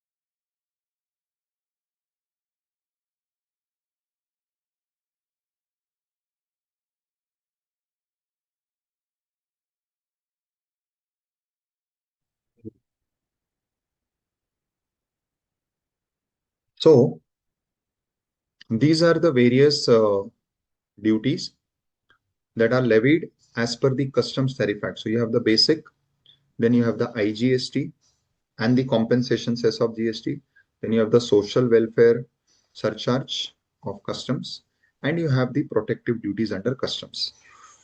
Now, there is this section which says that both these duties cannot be levied at the same time. What are these two duties? The anti-dumping duty and the duty on subsidized article. Because why this provision had to be inserted? Because one thing is for sure, whether government gives the subsidy or the manufacturer exporter himself reduces the price, the ultimate effect is lowering of the final price of the goods. Now, if the final price of the goods, let us say, is reduced because of subsidy given by the government, that cannot also be termed as dumping by the manufacturer, and both duties of anti-dumping and of countervailing duty on subsidized article be imposed. So what this section is trying to make it very clear is that for same situation of, let us say, subsidy, both countervailing and anti-dumping duty cannot be levied. Further, both duties not leviable if article is exempt. Next, both duties not leviable on imports which are coming from member countries of WTO with whom Government of India has signed the most favored nation agreement. Further, provisional countervailing duty and provisional anti-dumping duties cannot be levied where articles are coming from specified countries. Now, the appeal, if you have to file against any of these charges, will be maintainable with the Custom Excise Tribunal, which is CESTAT. You need to file the appeal within 90 days. Now, this is the working format. So, we first find out the assessable value. How to find out that we will study in the next topic. On this, you add the basic custom duty. Let us say it is 20%. So it is 20% of the assessable value. If assessable value is 100, so 20% of 100 is 20. Then you add on this the social welfare surcharge of customs, which is 10% of customs duty. So in my example, 10% of rupees 20 will be 2. So the total will be 100 plus 20%, which is 20, plus 10% of 20, which is 2. So it is 122. This is the value for computing the IGST. On this value, you will calculate the IGST. Let us say it is 18%. So 18% of 122. And then the total customs duty that you have to pay to the government is basic 20 plus this cess or surcharge 2 rupees plus this 18% of 122. This is the total amount. Next, the GST compensation says wherever it is applicable in case of supplies made in India for same imports when it is happening from outside India to India, the same customs along with customs duty, the GST compensation cess shall apply. It shall be applicable on goods services which are notified by the government. Presently, you all know cess is applicable on certain luxury and sin goods. Then there is one more special cess. This cess is specific to customs, which is the agriculture, infrastructure and development cess on import of some specified articles. Now it is levied on import of specified goods and it is also levied at the notified rates. Examples are apples, Kabuli chana, urea, etc. So these are mainly agriculture related produce, and as the name is making it clear, it is a cess which is for agriculture and infrastructure development. So these are various types of customs duty leviable under the customs law as per the Customs Tariff Act. Now we move on to the next chapter, which is a very interesting topic, which is classification. What is classification? So as we discussed when I was explaining the customs duty and the Customs Tariff Act, that in case of import, we have Schedule 1, which provides for different import duties. For this purpose, the Customs Tariff Act has divided the entire customs tariff into 98 chapters. This is specifically for import. Keep this in mind. Now, when you have divided the entire tariff, that is all the goods on which you want to impose the customs duty into 98 chapters. Each chapter is further subdivided into headings, subheadings. That is how, like you can see, our own topics, like our entire syllabus is divided into GST, customs, FTP. Within each, let us say, even in customs, we have so many chapters. Within each chapters, we have headings, and every heading has subheading. So this is how all the lakhs of goods are divided. All the lakhs of goods are divided in the Customs Tariff Act, Schedule 1. Now, in this particular case, the question is, how will you identify, how will you decide your goods fit in which chapter, in which classification? This is what is taught or what is explained in this chapter. So, in this chapter, we will study how to categorize your goods and decide where they fall. Now, for this purpose, we have something called as the GIR. GIR stands for General Interpretative Rules. Presently, we have 6 interpretative rules. These rules help us in understanding and in deciding under which chapters, which headings, which subheading your goods would fall, which will ultimately help us find out the HSN, and on the basis of that it will help us find out the customs duty and the exemptions applicable. So this is what is the purpose of doing classification. So for that you have to follow 6 rules. Further, you have 3 explanatory notes. Now what are these explanatory notes? We start with that. So as the name suggests, explanatory notes are those notes which are trying to give you some clarification. What are those clarifications? Those 3. So first it says that wherever percentage is written against any goods. So when you're reading the rate of goods and you find the rate expressed as a percentage, it means that the duty of those goods has to be computed on the value. So in short, wherever percentage, the rates are given in percentage, it is ad valorem, because the rate will be applied, the percentage will be applied on the value of the goods. That is ad valorem. Second, standard rate of duty. As I said, where there are 2 columns, that is standard rate and preferential rate, and if no preferential rate of duty is notified, there is only one duty which will be applicable, that is standard. Then comes this important note. What is this note? When you read the chapters where these goods names are given, the goods names are preceded by dash. So either there would be a single dash before the name, or there would be double dash, or there would be triple dash. So when the names are given, they come with dashes, single dash, double dash, triple dash. Now when there are dashes, the question is what it means. So dashes basically helps you understand that that particular goods is subpart of which group. So how this dashes work? So when you read the names, a single dash is generally the name given for a category. Within single dash, you have double dash, which is given for the groups under that category. And where you find triple dash, it is the subgroup of the group. So it is simple, like single dash is indirect tax. Within that, double dash is GST, customs, FTP. Within customs, which is having double dash, which is a group or a category, within customs, you have different chapters: levy, exemption, tax rate. Those are triple dashes.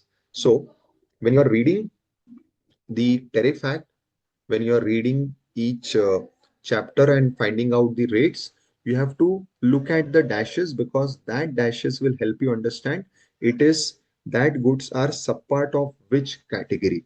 So if let us say a goods name is having triple dash, it means it is the subpart of that category which is having double dash, and double dash is the subpart of that heading which is having single dash. So logically single, double, triple. So double is subpart of single, triple is subpart of double. So like how I said, when you read the institute's website, you have 6 papers. So every paper, let us say, will have single dash because they are the main categories. So paper 1, paper 2, paper 3, everything is with single dash. In that, when you come to IDT paper, so single dash, it is written IDT. Within that, you have double dash. First double dash is GST, second double dash is customs, third double dash is FTP. Within customs, you will have triple dash levy, triple dash exemption, triple dash rate, triple dash types of duty, and so on. So that is also in the customs tariff act.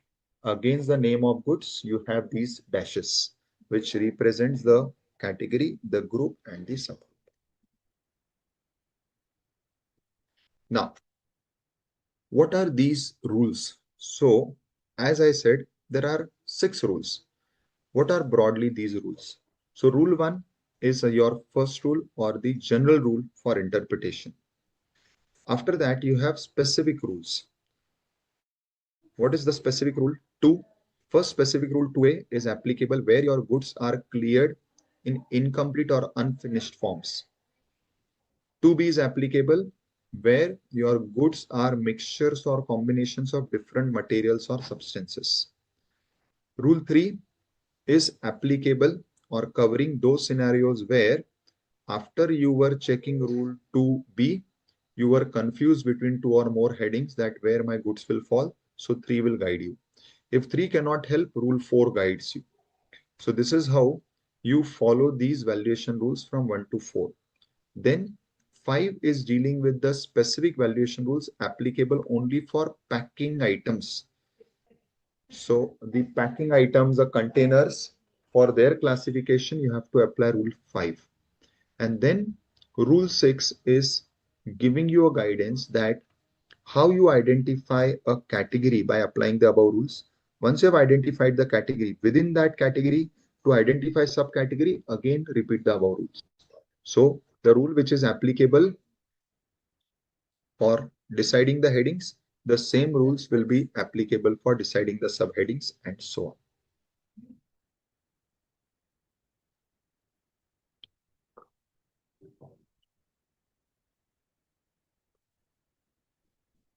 Fine. Now we go to each of the rules in detail. These are very important rules for understanding the classification also, and you should expect some question in the exams. But I will request that if you have not studied this chapter before, please read it in detail from the detailed notes. What I'm going to explain you will help you understand the entire chapter smoothly. But to get expertise, to be able to handle any type of classification, you should be reading the entire chapter in detail. Which is a rule, what it says. See, whenever we read any chapter, every chapter has a heading. Like here also we have headings given to every chapter. Now, when you open those 98 chapters in the customs tariff, as I said, all goods are divided into 98 chapters. Now, every chapter would be having some heading. Similarly, when you open a chapter, within each chapter, again, you'll have headings. So above any point, you are having headings. Now, when you have headings, many times what we do in our normal scenario, we decide what is there inside only by the basis of reading the headings. So if you read the heading as levy, you know inside you that okay, this chapter will be covering about when customs duty will be levied or applied. Similarly, if you see the heading as types of duties, you know this chapter will be covering okay, what would be the different types of duties that are levied. Now, important point, please understand. Interpretation rule says that headings should not be given importance while doing classification. So, for example, I am manufacturing paneer. Now, paneer is a milk product. Now, when you are seeing the headings, You will find headings which are many times generic. Well, I'll give you another example than paneer. We all have, at some point of time, or maybe even today, played cards. We call it as playing cards, right? So when you do classification of playing cards, the interesting situation is one heading is relating to paper products, one heading is relating to toys, one heading is relating to printing industry.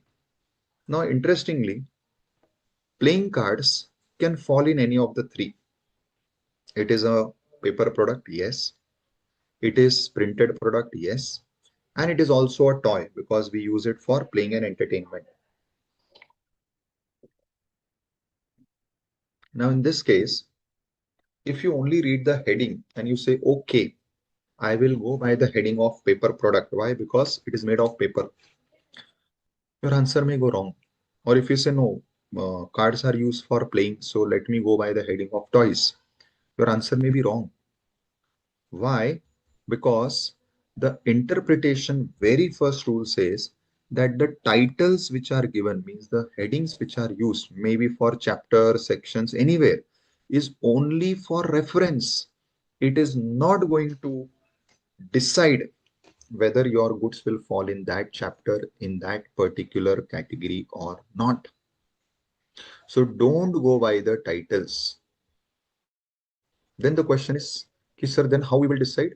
The answer is, below every section, below every chapter, below every heading, that is below the title given, there is some notes given.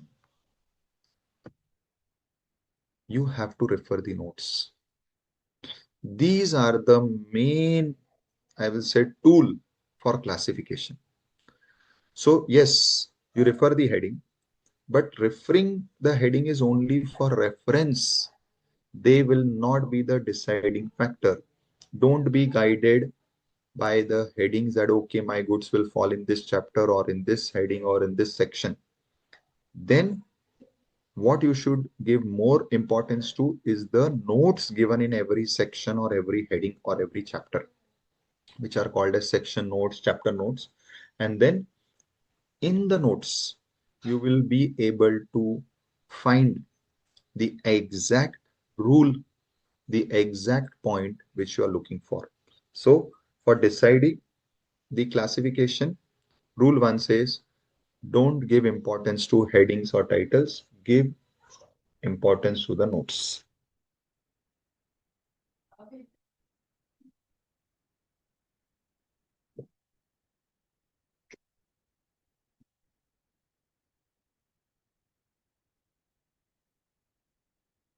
Now, the first rule is clear. We will give importance only to the notes and not importance to the titles. Now, rule 2 for specific scenario. Now, rule 2A deals with what? Rule 2A deals with those cases where your goods are in incomplete form or unfinished form. Now, let me give you an example of this. So, let us say you are a car manufacturer where you have made the entire car, only painting is left, but you have this modality or the method of your business is that you sell the cars without painting, then it goes to the distributor does the painting. Just giving car will be said to be in incomplete form. Similarly, what is unfinished, or it is also, as you have seen, you can see the word here, unassembled or disassembled form. What is this unassembled or disassembled form? So like cycle, whenever a cycle manufacturer has manufactured a cycle, when he is transporting the cycles to the final shop from where the cycle will get sold. If you know this, you can check with any cycle shop owner. If you know them, they will tell you that when the cycles are coming to their shop, they never come in the cycle form. They come in the form of parts. So entire cycle is dismantled, or it is disassembled or unassembled into parts, and what you receive is the parts.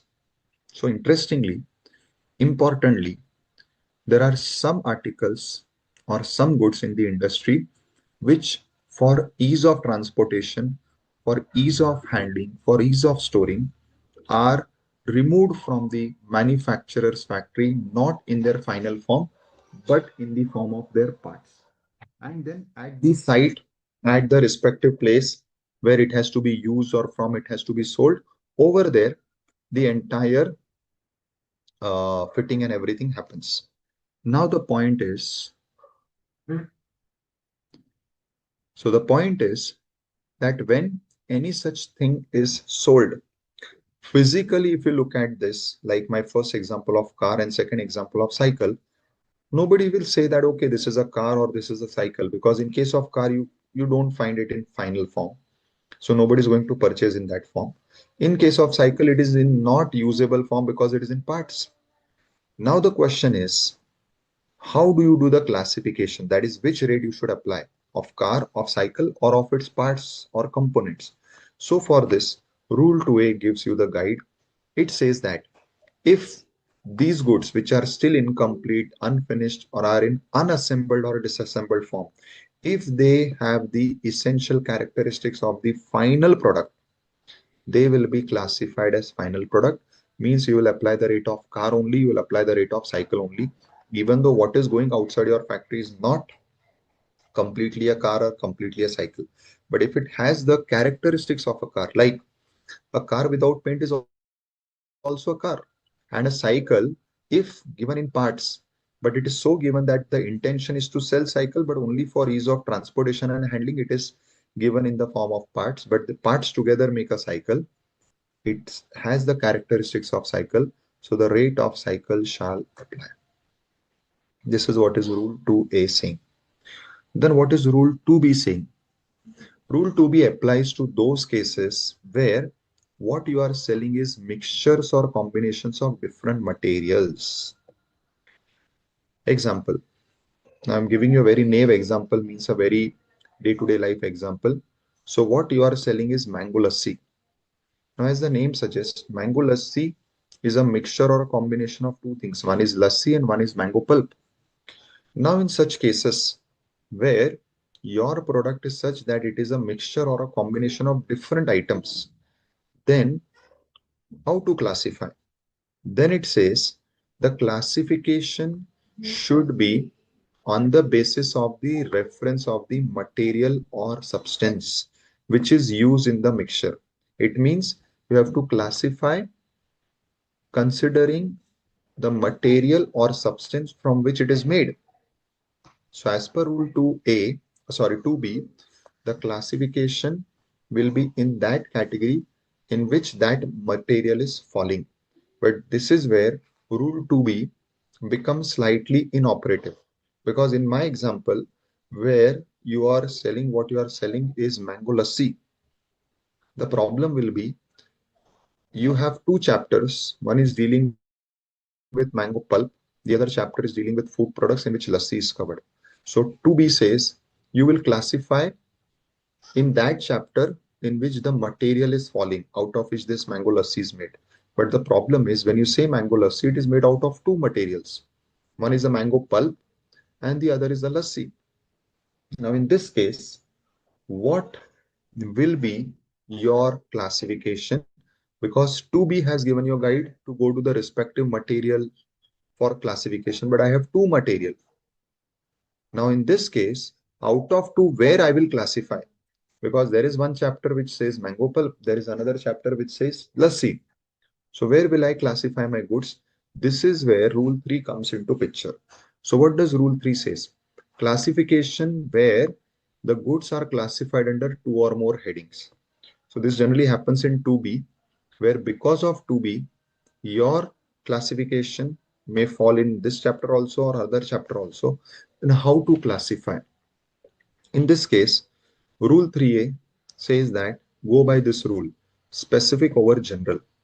So where you have to classify or decide between two or three headings that under which heading my goods will fall, you will go by that heading which is giving more specific description to your goods as compared to that heading which is only giving a general description. Now, if this is also not helping, then go by this, and this is the most uh, commonly used rule, rule through B. What it says, go by the essential character of your final product. Like in case of mango lassi, what is the essential character? Is it mango or is it lassi? Answer is it is lassi. Mango is only the flavoring part, but the essential character rule says that goods will be classified on the basis of that material or substance which is giving it the main character.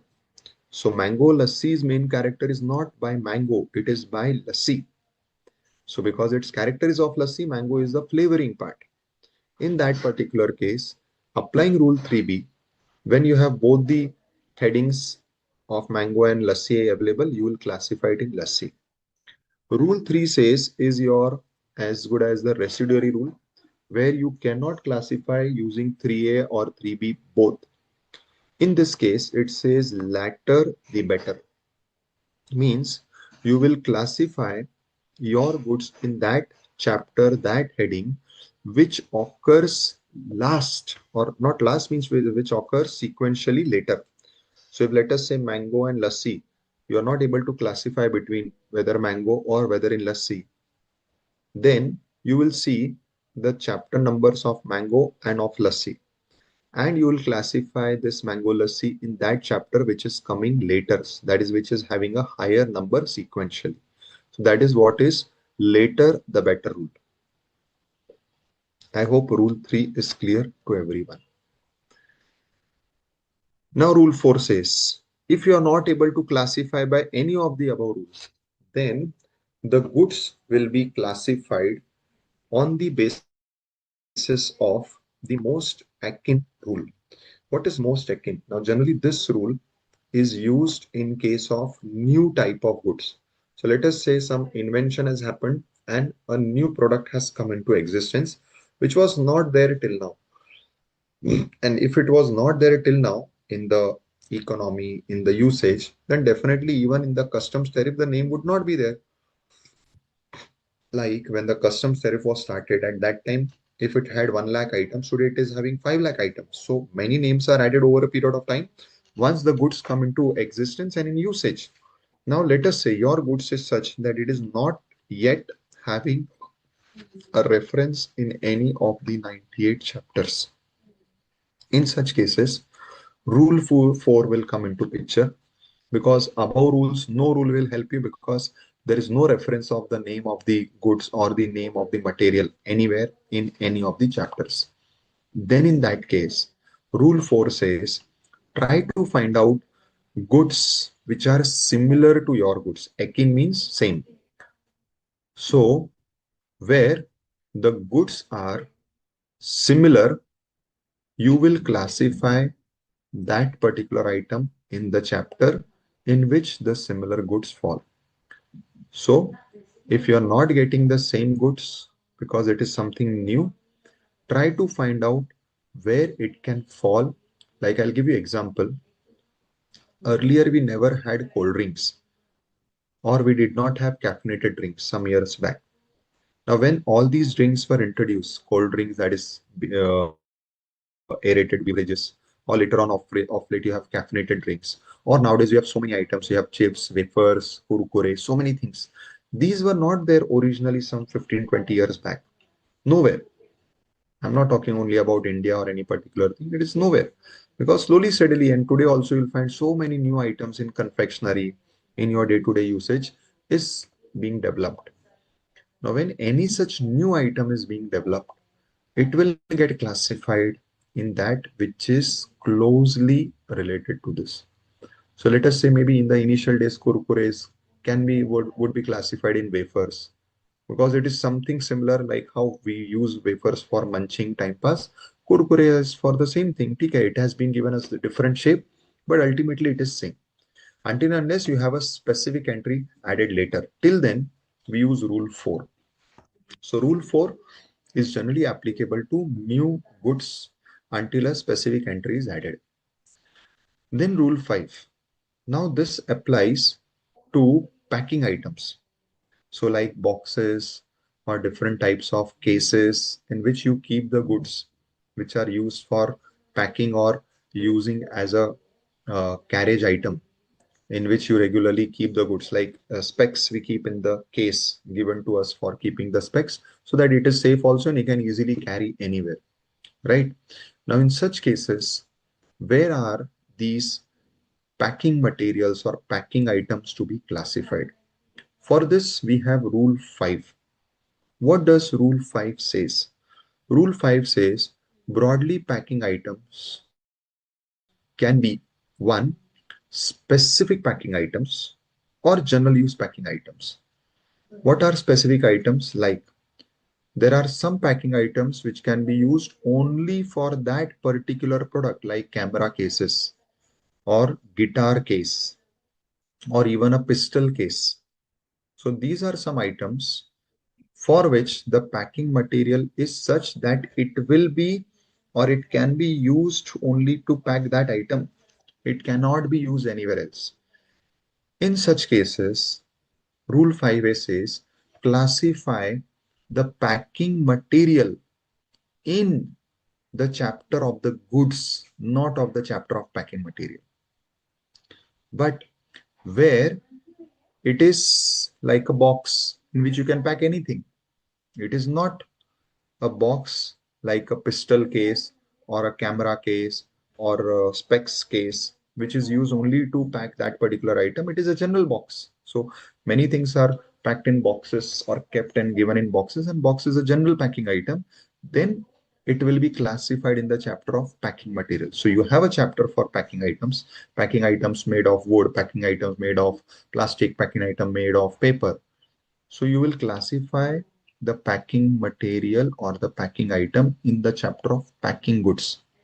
When? When it is a general packing item. But where it is a specific packing item made only to use for one particular product, it cannot be used for any other product. 5A says it will be classified in the chapter of the goods only and not the chapter of packing goods. Next, classification of packing material and packing containers presented with the goods therein to be classified with the goods if they are of kind normally used for packing such goods. This is what I just explained. Exception is durable containers capable of repetitive use to be classified separately. Similarly, camera cases, musical instrument case, etc., and similar containers to be classified with the specific articles. So where packing material is of a specific goods, it will be classified in the chapter of goods. But if it is not for specific goods, it will be classified in the chapter of packing goods. Secondly, where packing materials are presented with the goods therein, that is, the value contains the price of packing material, then you classified with the goods only. Like when you buy a mobile, the mobile is given to you in a box. Obviously, the price of the mobile includes 500,000 rupees for the box also. In such cases where the packing material or containers are presented, so you read it like sold, sold with the goods therein, then it should be classified in the chapter of goods only. However, where it is a durable packing material, so even though, let us say you are given a gas in the gas cylinder, but once this is sold to you, cylinder can be used again to refill another gas and sell it. In such cases where it is a durable packing material capable of repetitive use, then again it will be classified separately. And then finally, rule 6 says, whatever rules you have studied above, you first applied to decide under which section your goods will fall. After identifying the section, you find out the chapter. After finding out the chapter, using the same rule, you find out the heading, subheading. Means above same rules, you will apply at every level. So first is finding out which section, then the heading, sorry, the chapter, then the heading, then the subheading. So above rules applied at all levels. Then you have a concept called as project imports. What are project imports? Where, let us say I want to set up a power plant. Or let us say I want to set up a nuclear reactor. And for making a nuclear reactor, I require 1,000 different small and big items. Now, where I'm importing a nuclear reactor, I cannot import it in the ready state because it has to be created. So what I'm doing is I'm importing it in parts. So at a given point of time, a particular part will come. Then after some time, in another consignment, some other part will come. So this is how maybe over a span of 2, 3, 4, 5 years, the entire nuclear reactor will be imported in different parts and then assembled here to make a nuclear reactor. In such cases, if I have made a specific application at the start giving the details, it will be called as project imports. And then the project imports, how they will be classified. All items imported under a project, irrespective of the nature classification, one consolidated rate of custom duty is applicable. So where you inform the customs prior that see all these parts which will come in next 5 years are all for one project, let us say nuclear reactor. Then there will be one consolidated rate which will be given by the customs. Individual exemption notification is applicable even for items grouped under project imports. If for any of the independent parts there is exemption, we will allow you the exemption given for that individual part. We have one more chapter. Just a minute.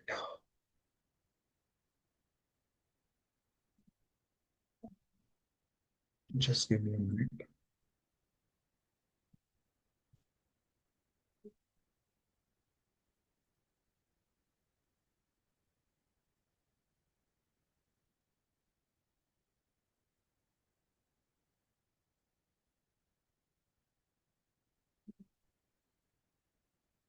Yes. So the next topic is valuation.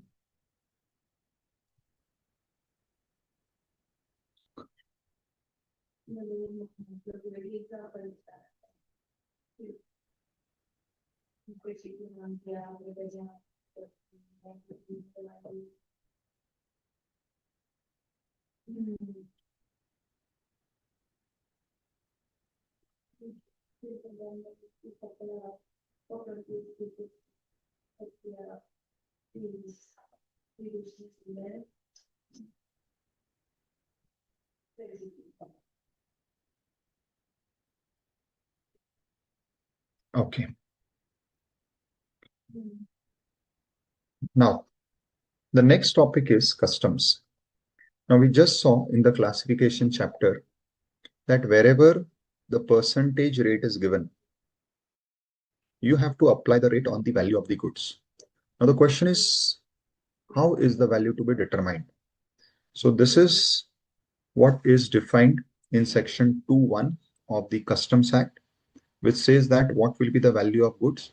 It says the value as determined in 14. So you have to go to chapter 14, and 14(1) says that the value will be the transaction value, or 14(2) says wherever government wants, instead of taking your transaction value, it can fix its own value. Where the government is fixing its own value for the purpose of computing customs duty, it will be called as a tariff value. So either the value will be tariff value as per 14(2), and if not, then it will be the transaction value as per 14(1) read with different rules. Now, before we go to the detailed valuation mechanism, we have to first understand what are the different terminologies used in trade relating to value. So when you are in trade, especially international trade, and whenever the prices are quoted, they are quoted by using these terms. One is ex factory or FOB, FOB, FOR, both terms are used, or CIF. Now, what it means, let us understand. So let us say I am sitting in uh, some interior parts. Let us say I am sitting in Bhopal, Madhya Pradesh. Here I have my factory. I am manufacturing some goods. These goods have to be exported to UK. Now, if I am quoting a price saying that the price of my goods is $10,000 ex factory, it means the price is at my factory gate. What is not covered in my price is first the cost for transporting it from my factory in Bhopal to the place of export, which is Mumbai port. Second, it is also not covering the cost of sending the goods from Mumbai port to the UK port, where it will be imported by my customer. All these are not included. So X factory is the price at the factory gate of the manufacturer exporter. Then comes the second price, FOB or FOR. In this price, the price, let us say I'm quoting, is $10,500 FOB. Means I have told him that I will make the goods available at my port, from where the goods will be exported out of India. My port is Bombay port. It means when I'm quoting a price saying that this price is FOB or FOR, I am bearing the cost of bringing the goods from my factory to my port.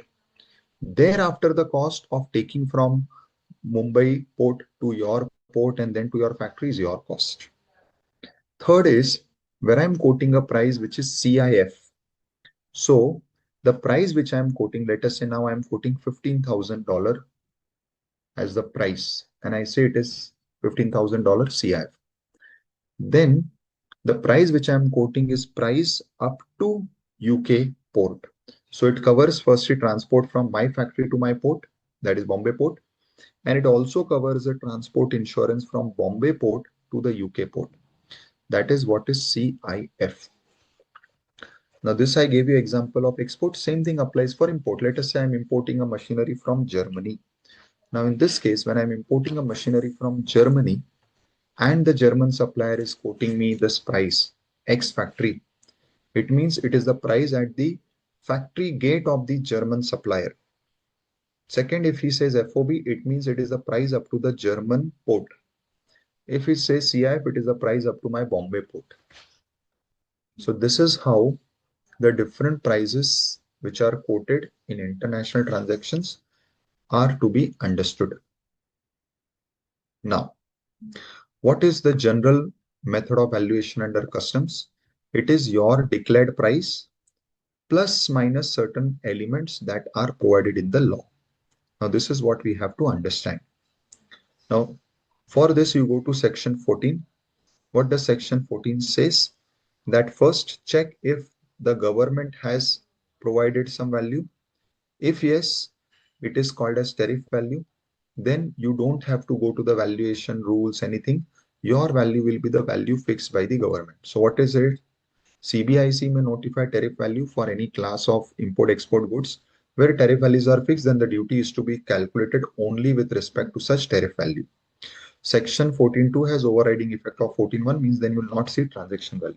Second, where there is no tariff value, then you go to the main value, which is transaction value. See, what is transaction value in simple words? It is the price at which you and me have entered into this transaction of import or export, as the case may be. So transaction value is the value at which any businessman enters into a transaction for doing that business. That is what is the transaction value. Correct? Now, this transaction value can be any of the above values, FOB, CIF, etc. That is why section 14 says that besides your transaction value, when we are taking your transaction value, we have provided for some compulsory amounts or cost to be added. Those will be compulsorily added in the value, and only then you will get the final value, which is called as the assessable value, the taxable value on which the import or export duty will be calculated. So whenever 14.2, that is tariff value, is not fixed for your goods, which is fixed only for very few goods, so majority goods will fall in 14.1, and 14.1 will say we will take the price at which you have done your transaction, that price adjusted for some components, that will be the final taxable value. So what 14.1 says?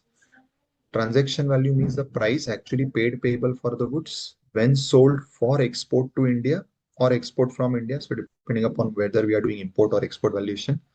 Most important, this price should be the price for delivery at the time and place of importation. So let us say my second example, I'm importing machinery from a German supplier. So the price which the Act wants to be taken or treated as the final taxable value or assessable value is the price for delivery at the place of importation. Please understand the meaning of this term. Place of importation means the Mumbai port. In other words, it means the CIF value.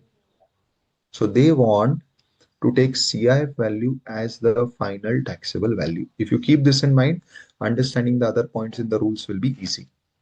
Now, we will accept your value, what you are claiming that this is the value at which you are entering into transaction. When I have faith that you are not giving some wrong figure to avoid tax. And when I will have the faith, so the loss is you both should not have any relation. And second, the price which you are showing to us is the full and final price. Separately, you're not taking any other amount as consideration.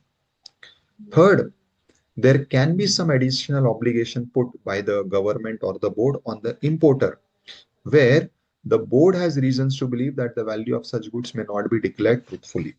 So where they have such doubt, they can ask you to give some reports, some parallel values, or some uh, valuation reports. So that is what additional obligation may be imposed by the board. Now, this is what section 14 provides. Now comes an interesting point. Now, section 15, which we studied in the first chapter, was talking about what is the date of duty rate. Now, what we are studying in section 14 is the date for deciding the rate of exchange. I hope you understand the difference. One is the date for fixing the rate of duty, as to which dates rate of duty will be taken for finding out the final tax amount. Now we are discussing of which dates you will take the foreign currency exchange rate. Because let us say we are talking about import, same German machinery import example. So the German supplier has quoted me 1 lakh USD as the price. Now, if I want to take 1 lakh USD as the price, fine, but duty has to be paid in India in Indian rupees. So I need to first convert the 1 lakh USD into Indian rupees. For this, I will require some exchange rate. Exchange means the forex rate of $1 is to how many rupees. I will require this type of exchange rate. Now, this rate will be taken off which date, because exchange rate is also changing. Firstly, of which date and exchange rate given by whom. So, firstly, exchange rate given by whom. So, it says the exchange rate which is given by CBIC will be taken.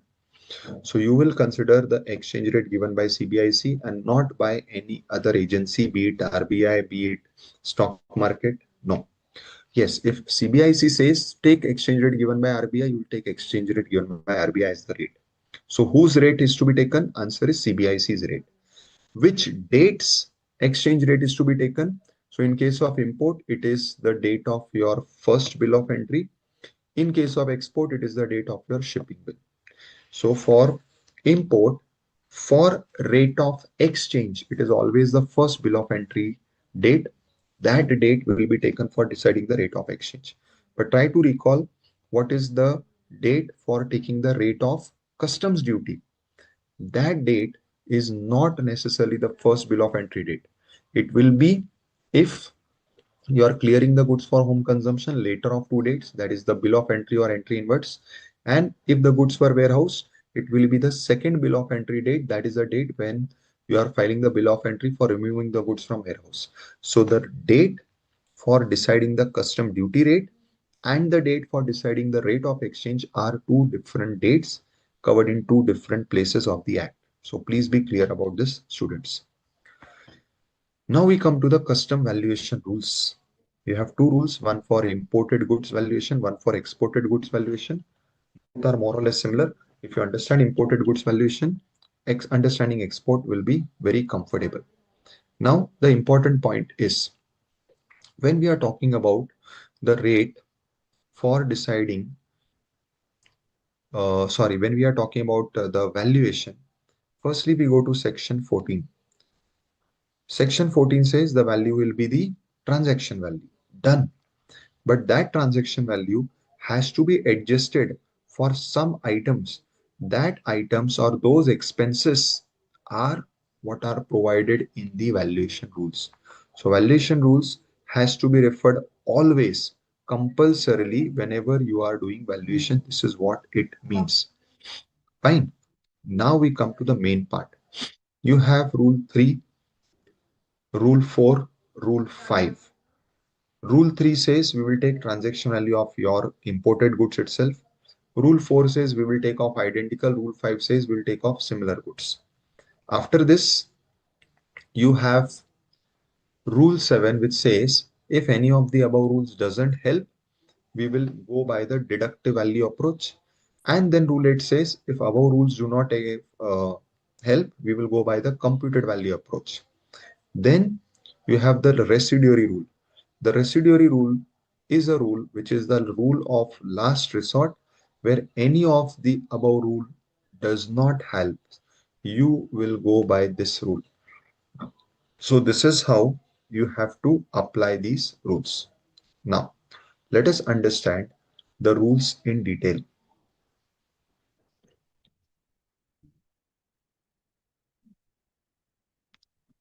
Now, we have some important definitions so that it is easy to apply these rules.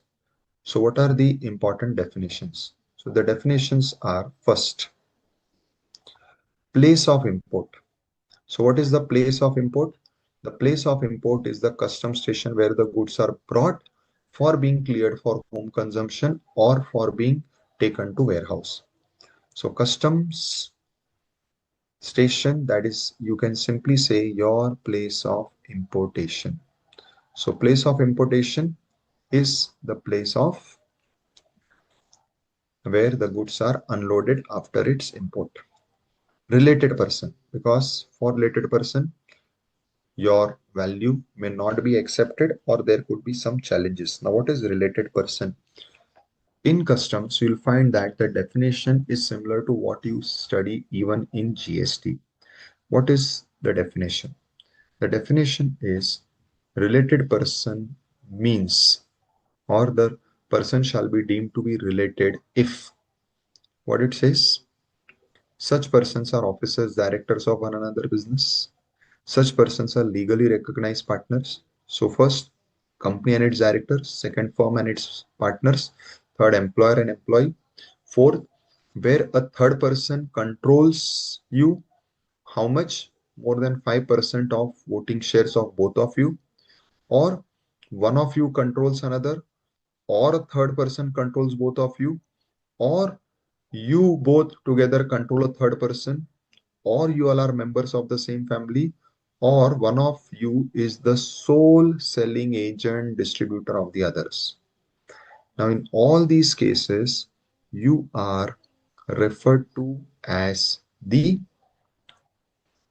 related persons. Now, in this particular case, if you match it with the GST definition, you find that the definition of related person of GST is very similar, right? Now, going to the valuation rules. First rule is the law says you take value of your own imported goods. That is, we first allow you to take value of your goods without going to any other value. But this is subject to some adjustments as provided in Rule 10, which we are going to study. So basically, Rule 10 gives certain costs to be compulsorily added. So you have to add those costs, and subject to Rule 12, that is the officer's rejection. So Rule 12 is basically giving the officer the power to reject your value. If he rejects your value, then Rule 3 will fail. Now, when does Rule 3 apply? So it says the transaction value of your goods will be accepted provided that you have not kept any restriction on the buyer as to how the buyer should dispose the goods. So the transaction is such where the buyer is not given restriction as to how he can or he cannot use the goods. Second, the sale or the price is not subject to a condition for which value cannot be determined. In short, the value that you are giving to your transaction is such that it can be quantified. No further consideration will accrue to the seller. So There should be no separate consideration flowing. And in case there is any such consideration, it should be capable of being accounted for today itself. And last, buyer and seller are not related. However, they have relaxed this rule saying that even if buyer and seller are related, we will still accept your price. But how or when? When you are able to prove, you are able to demonstrate, you are able to prove that even if you do not take my price, what you will do, you will go to the other prices which are given in rule 456 of identical goods, of similar goods. So what I am able to explain to the customs department is, see, even if you go to those prices are very close to my price. So then why rejecting my price? So where I am able to prove to the department two things. One, even though I and my supplier sitting outside in Germany are related, but the relationship has not affected the price, it means he has still charged the fair price. Second, whatever price we have charged of our transaction, that matches with the other prices which you are going to take anyways. So if it is matching, if it is nearby, then why to reject my price? If you prove this, then your price will be accepted. But if your price is not accepted, or the officer has rejected your price using his power under Rule 12, then the second rule says, okay, price of your goods is rejected, no problem. You find out if at the same time when you have imported the goods, whether at or about the same time, identical goods are being imported. Now, what are identical goods? The custom law has defined identical goods to mean the goods which are same like your goods in all respect. What do you mean by this? So it means that, let us say I've imported this machinery from Germany from a supplier who is X. Now this same supplier X is supplying the same machinery to other people also in India. Now if anybody else has imported the same machinery from supplier X who is in Germany at or about the same time when I am imported, then let us take his price because he has imported the same machinery. So maybe you have a problem with my price. Why? Because I and the supplier are related, or because we have regular business transaction. You have a doubt that we are trying to manipulate the price. No problem. Go and find out any other buyer who is importing the same machine from the same supplier. Take that price. So the goods which are same to same, like my goods, but imported by somebody else, is identical goods. So if there is a transaction happening in India of import of the same identical goods, you can take the transaction value of those identical goods as my value and take it as the taxable value. Similar condition is the goods which are imported by this other person should be at the same commercial and the same quantity level. Now, what do you mean by same commercial and same quantity level?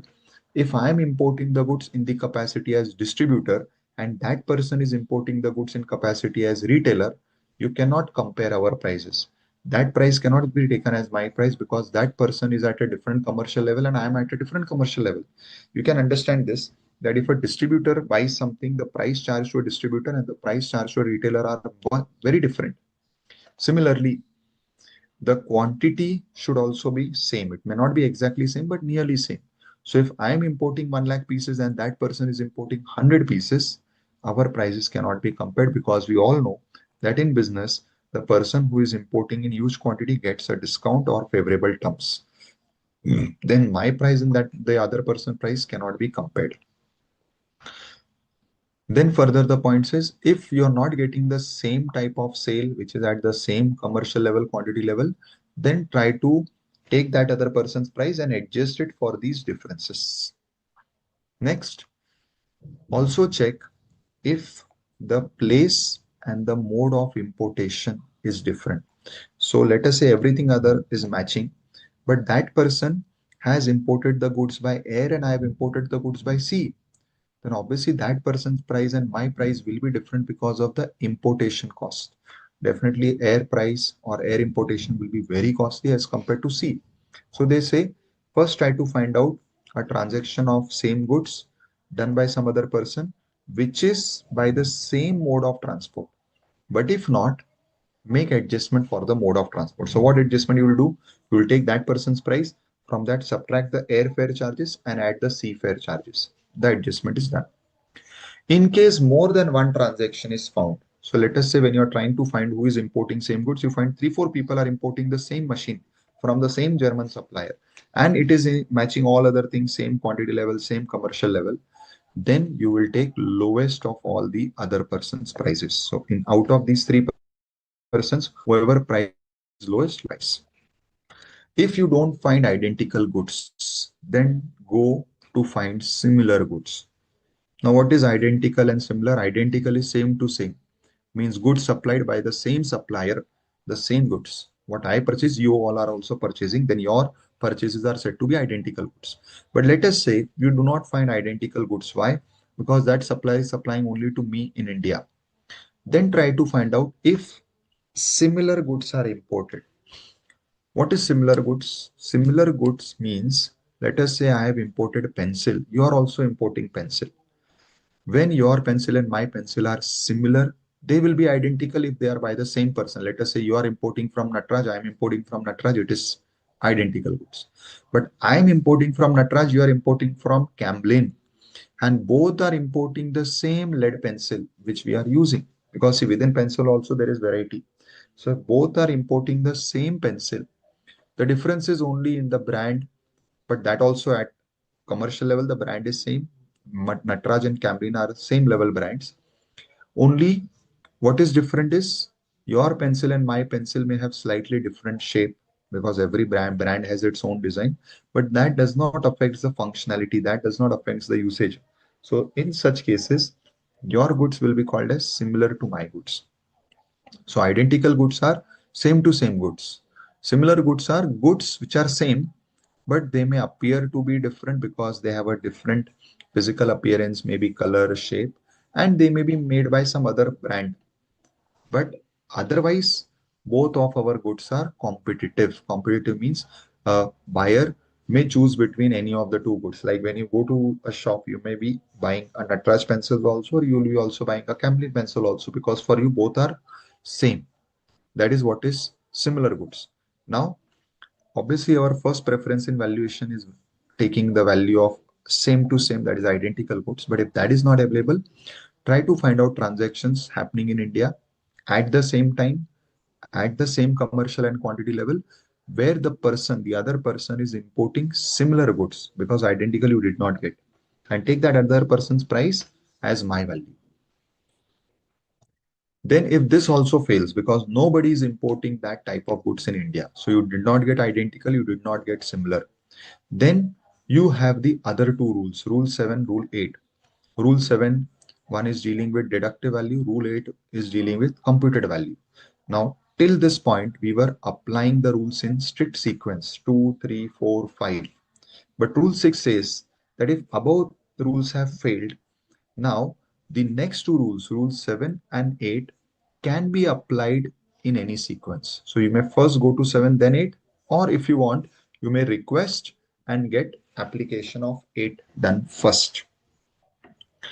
What is Rule 7 saying? Rule 7 says deductive value. Now, what is deductive value? So, as per Rule 7, how valuation is done? So, let us say my machine which I have imported, you don't find identical, you don't find similar goods. So, now we have come to this rule. This rule says after importing, what I'm going to do, let us say after importing, I'm going to sell the machine in India. So this is my purpose of import. Then this rule can help. How it can help? It says that you find out the unit price at which these goods are finally sold in India to unrelated persons. So if my goods are getting sold in India to unrelated persons, find out that price. But understand one thing, we want the price at the place and time of importation. This is the price in the Indian local market. But no problem, take that price and from that price subtract all these things to reach to the price at the time and place of importation. Now, since you are deriving the price by subtracting certain items, that is why this method is called as the deductive value method. Now, what things you have to deduct? Answer is what would have been added after importation. Now, what would I have added after importation? The customs duty that I would have paid, my transport, insurance, and other charges which I would have incurred for bringing it into India, bringing it into the market, and then my commission or profit margin plus my general selling expenses. So, as a businessman, how a businessman would determine his selling price? So, after import, I would have added the duties and taxes, the expenses for transport, storage, etc., and my profit margin to cover my profit and general cost. All these things, if you subtract from the selling price in India, you reach back to the importation price mathematically. So how you determine the price at the time of import using deductive value? Deductive means by subtracting. So take price at which these goods are finally sold in India minus all these items. So you come backward to the price at the time and place of import. Another method is rule 8, which is the costing method. How this method works? So in deductive value, we found out, we got the selling price and we came backward. In computed value, we will start how you do in costing. So in simple words, you prepare a cost sheet of this machine. So what is the material cost? What is the labor cost? What are the general overheads? What is the general profit margin? You add up all this and you determine the price of these goods. That is what is the computed value method. Now, how these rules have to be applied? These rules have to be applied sequentially. However, only for the above two rules, computed and deductive, the importer may request the custom officer to apply the above rules in a different sequence. Now, if all these rules fail, then the last method that is available is the residuary method, and the residuary method has not given any method. What it says, you will determine the value using reasonable means, which are consistent with all the above provisions and rules that you have studied. So whatever methodology you studied above, you use that methodology and make some variation to do the valuation, because the above methodology as it is has failed. But now since we have to still find out the value so that the duty can be computed, what you will do is you will use the principles that you studied above and modify it slightly to determine the value. This is what residual value says. Now, when you are using this residual value, what you cannot do? So residual value shall not be used for valuation using the following approaches. One, selling price in India of the goods which are produced in India. In short, you cannot take local prices of India. Second, you cannot take or adopt a system which provides for acceptance of higher of the two alternative values.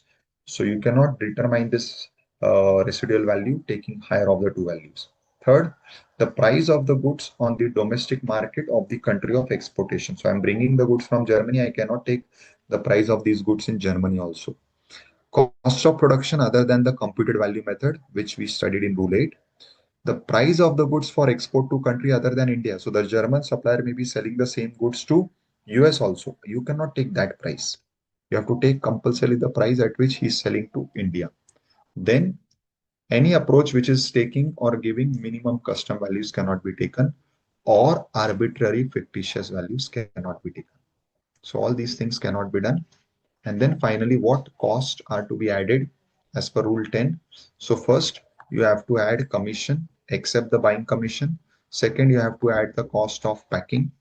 Third, if any engineering design work is undertaken outside India, not India, that has to be added.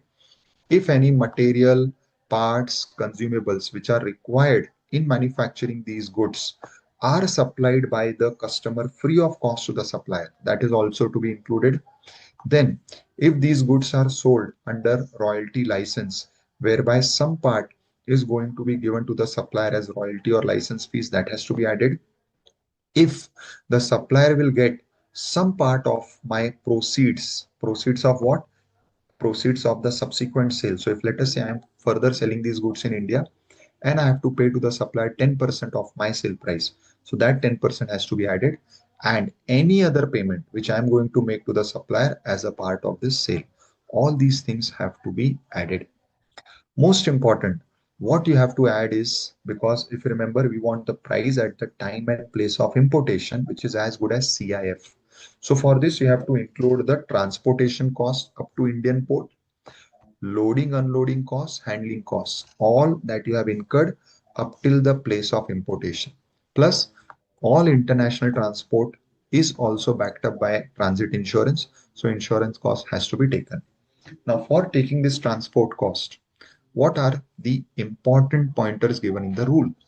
First, if transport cost is not given, so it is not ascertainable, then they say you will take transport cost on an assumption basis, which is 20% of the FOB value. So where transport cost is not given, still transport adding is compulsory. How you will find out this transport cost? Taking 20% of FOB. If FOB itself is not available, but CIF is available, then what you will do? You will find out transport cost taking 20% of FOB including insurance. So you are not knowing FOB, but you are knowing the FOB plus insurance. Then in that case, 20% will be taken off FOB plus insurance. Now on same lines, what if insurance cost is not ascertainable?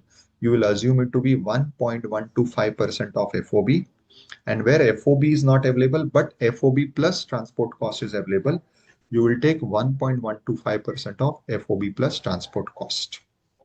Important points, where importation is done by air.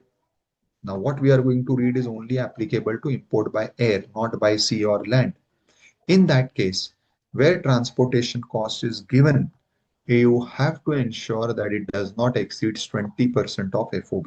In short, in case of air transport, whatever transport cost is given, you subtract it and you again add, but that amount should not exceed 20% of FOB.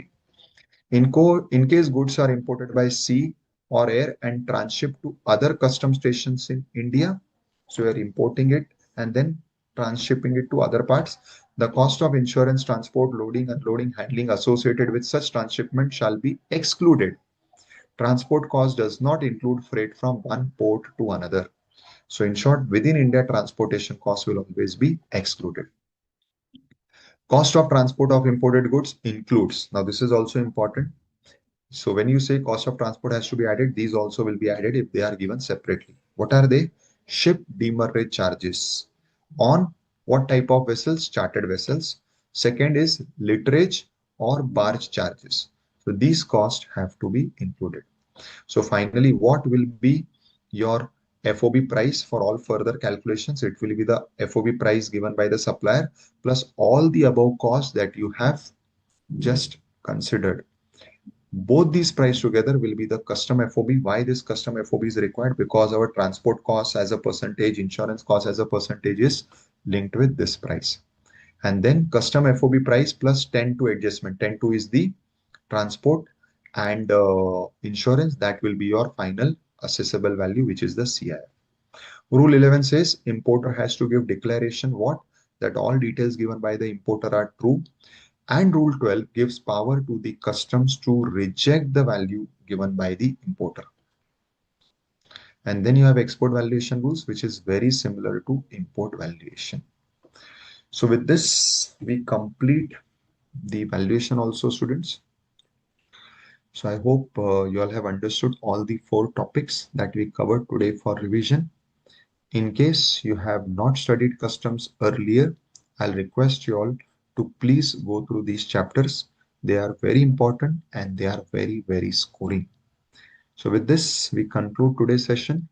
We catch up again in the next class for revising the other topics. So thank you, students. Thank you very, very much and good night. Let us connect again. Yes, Manishi. Thank you. Good night.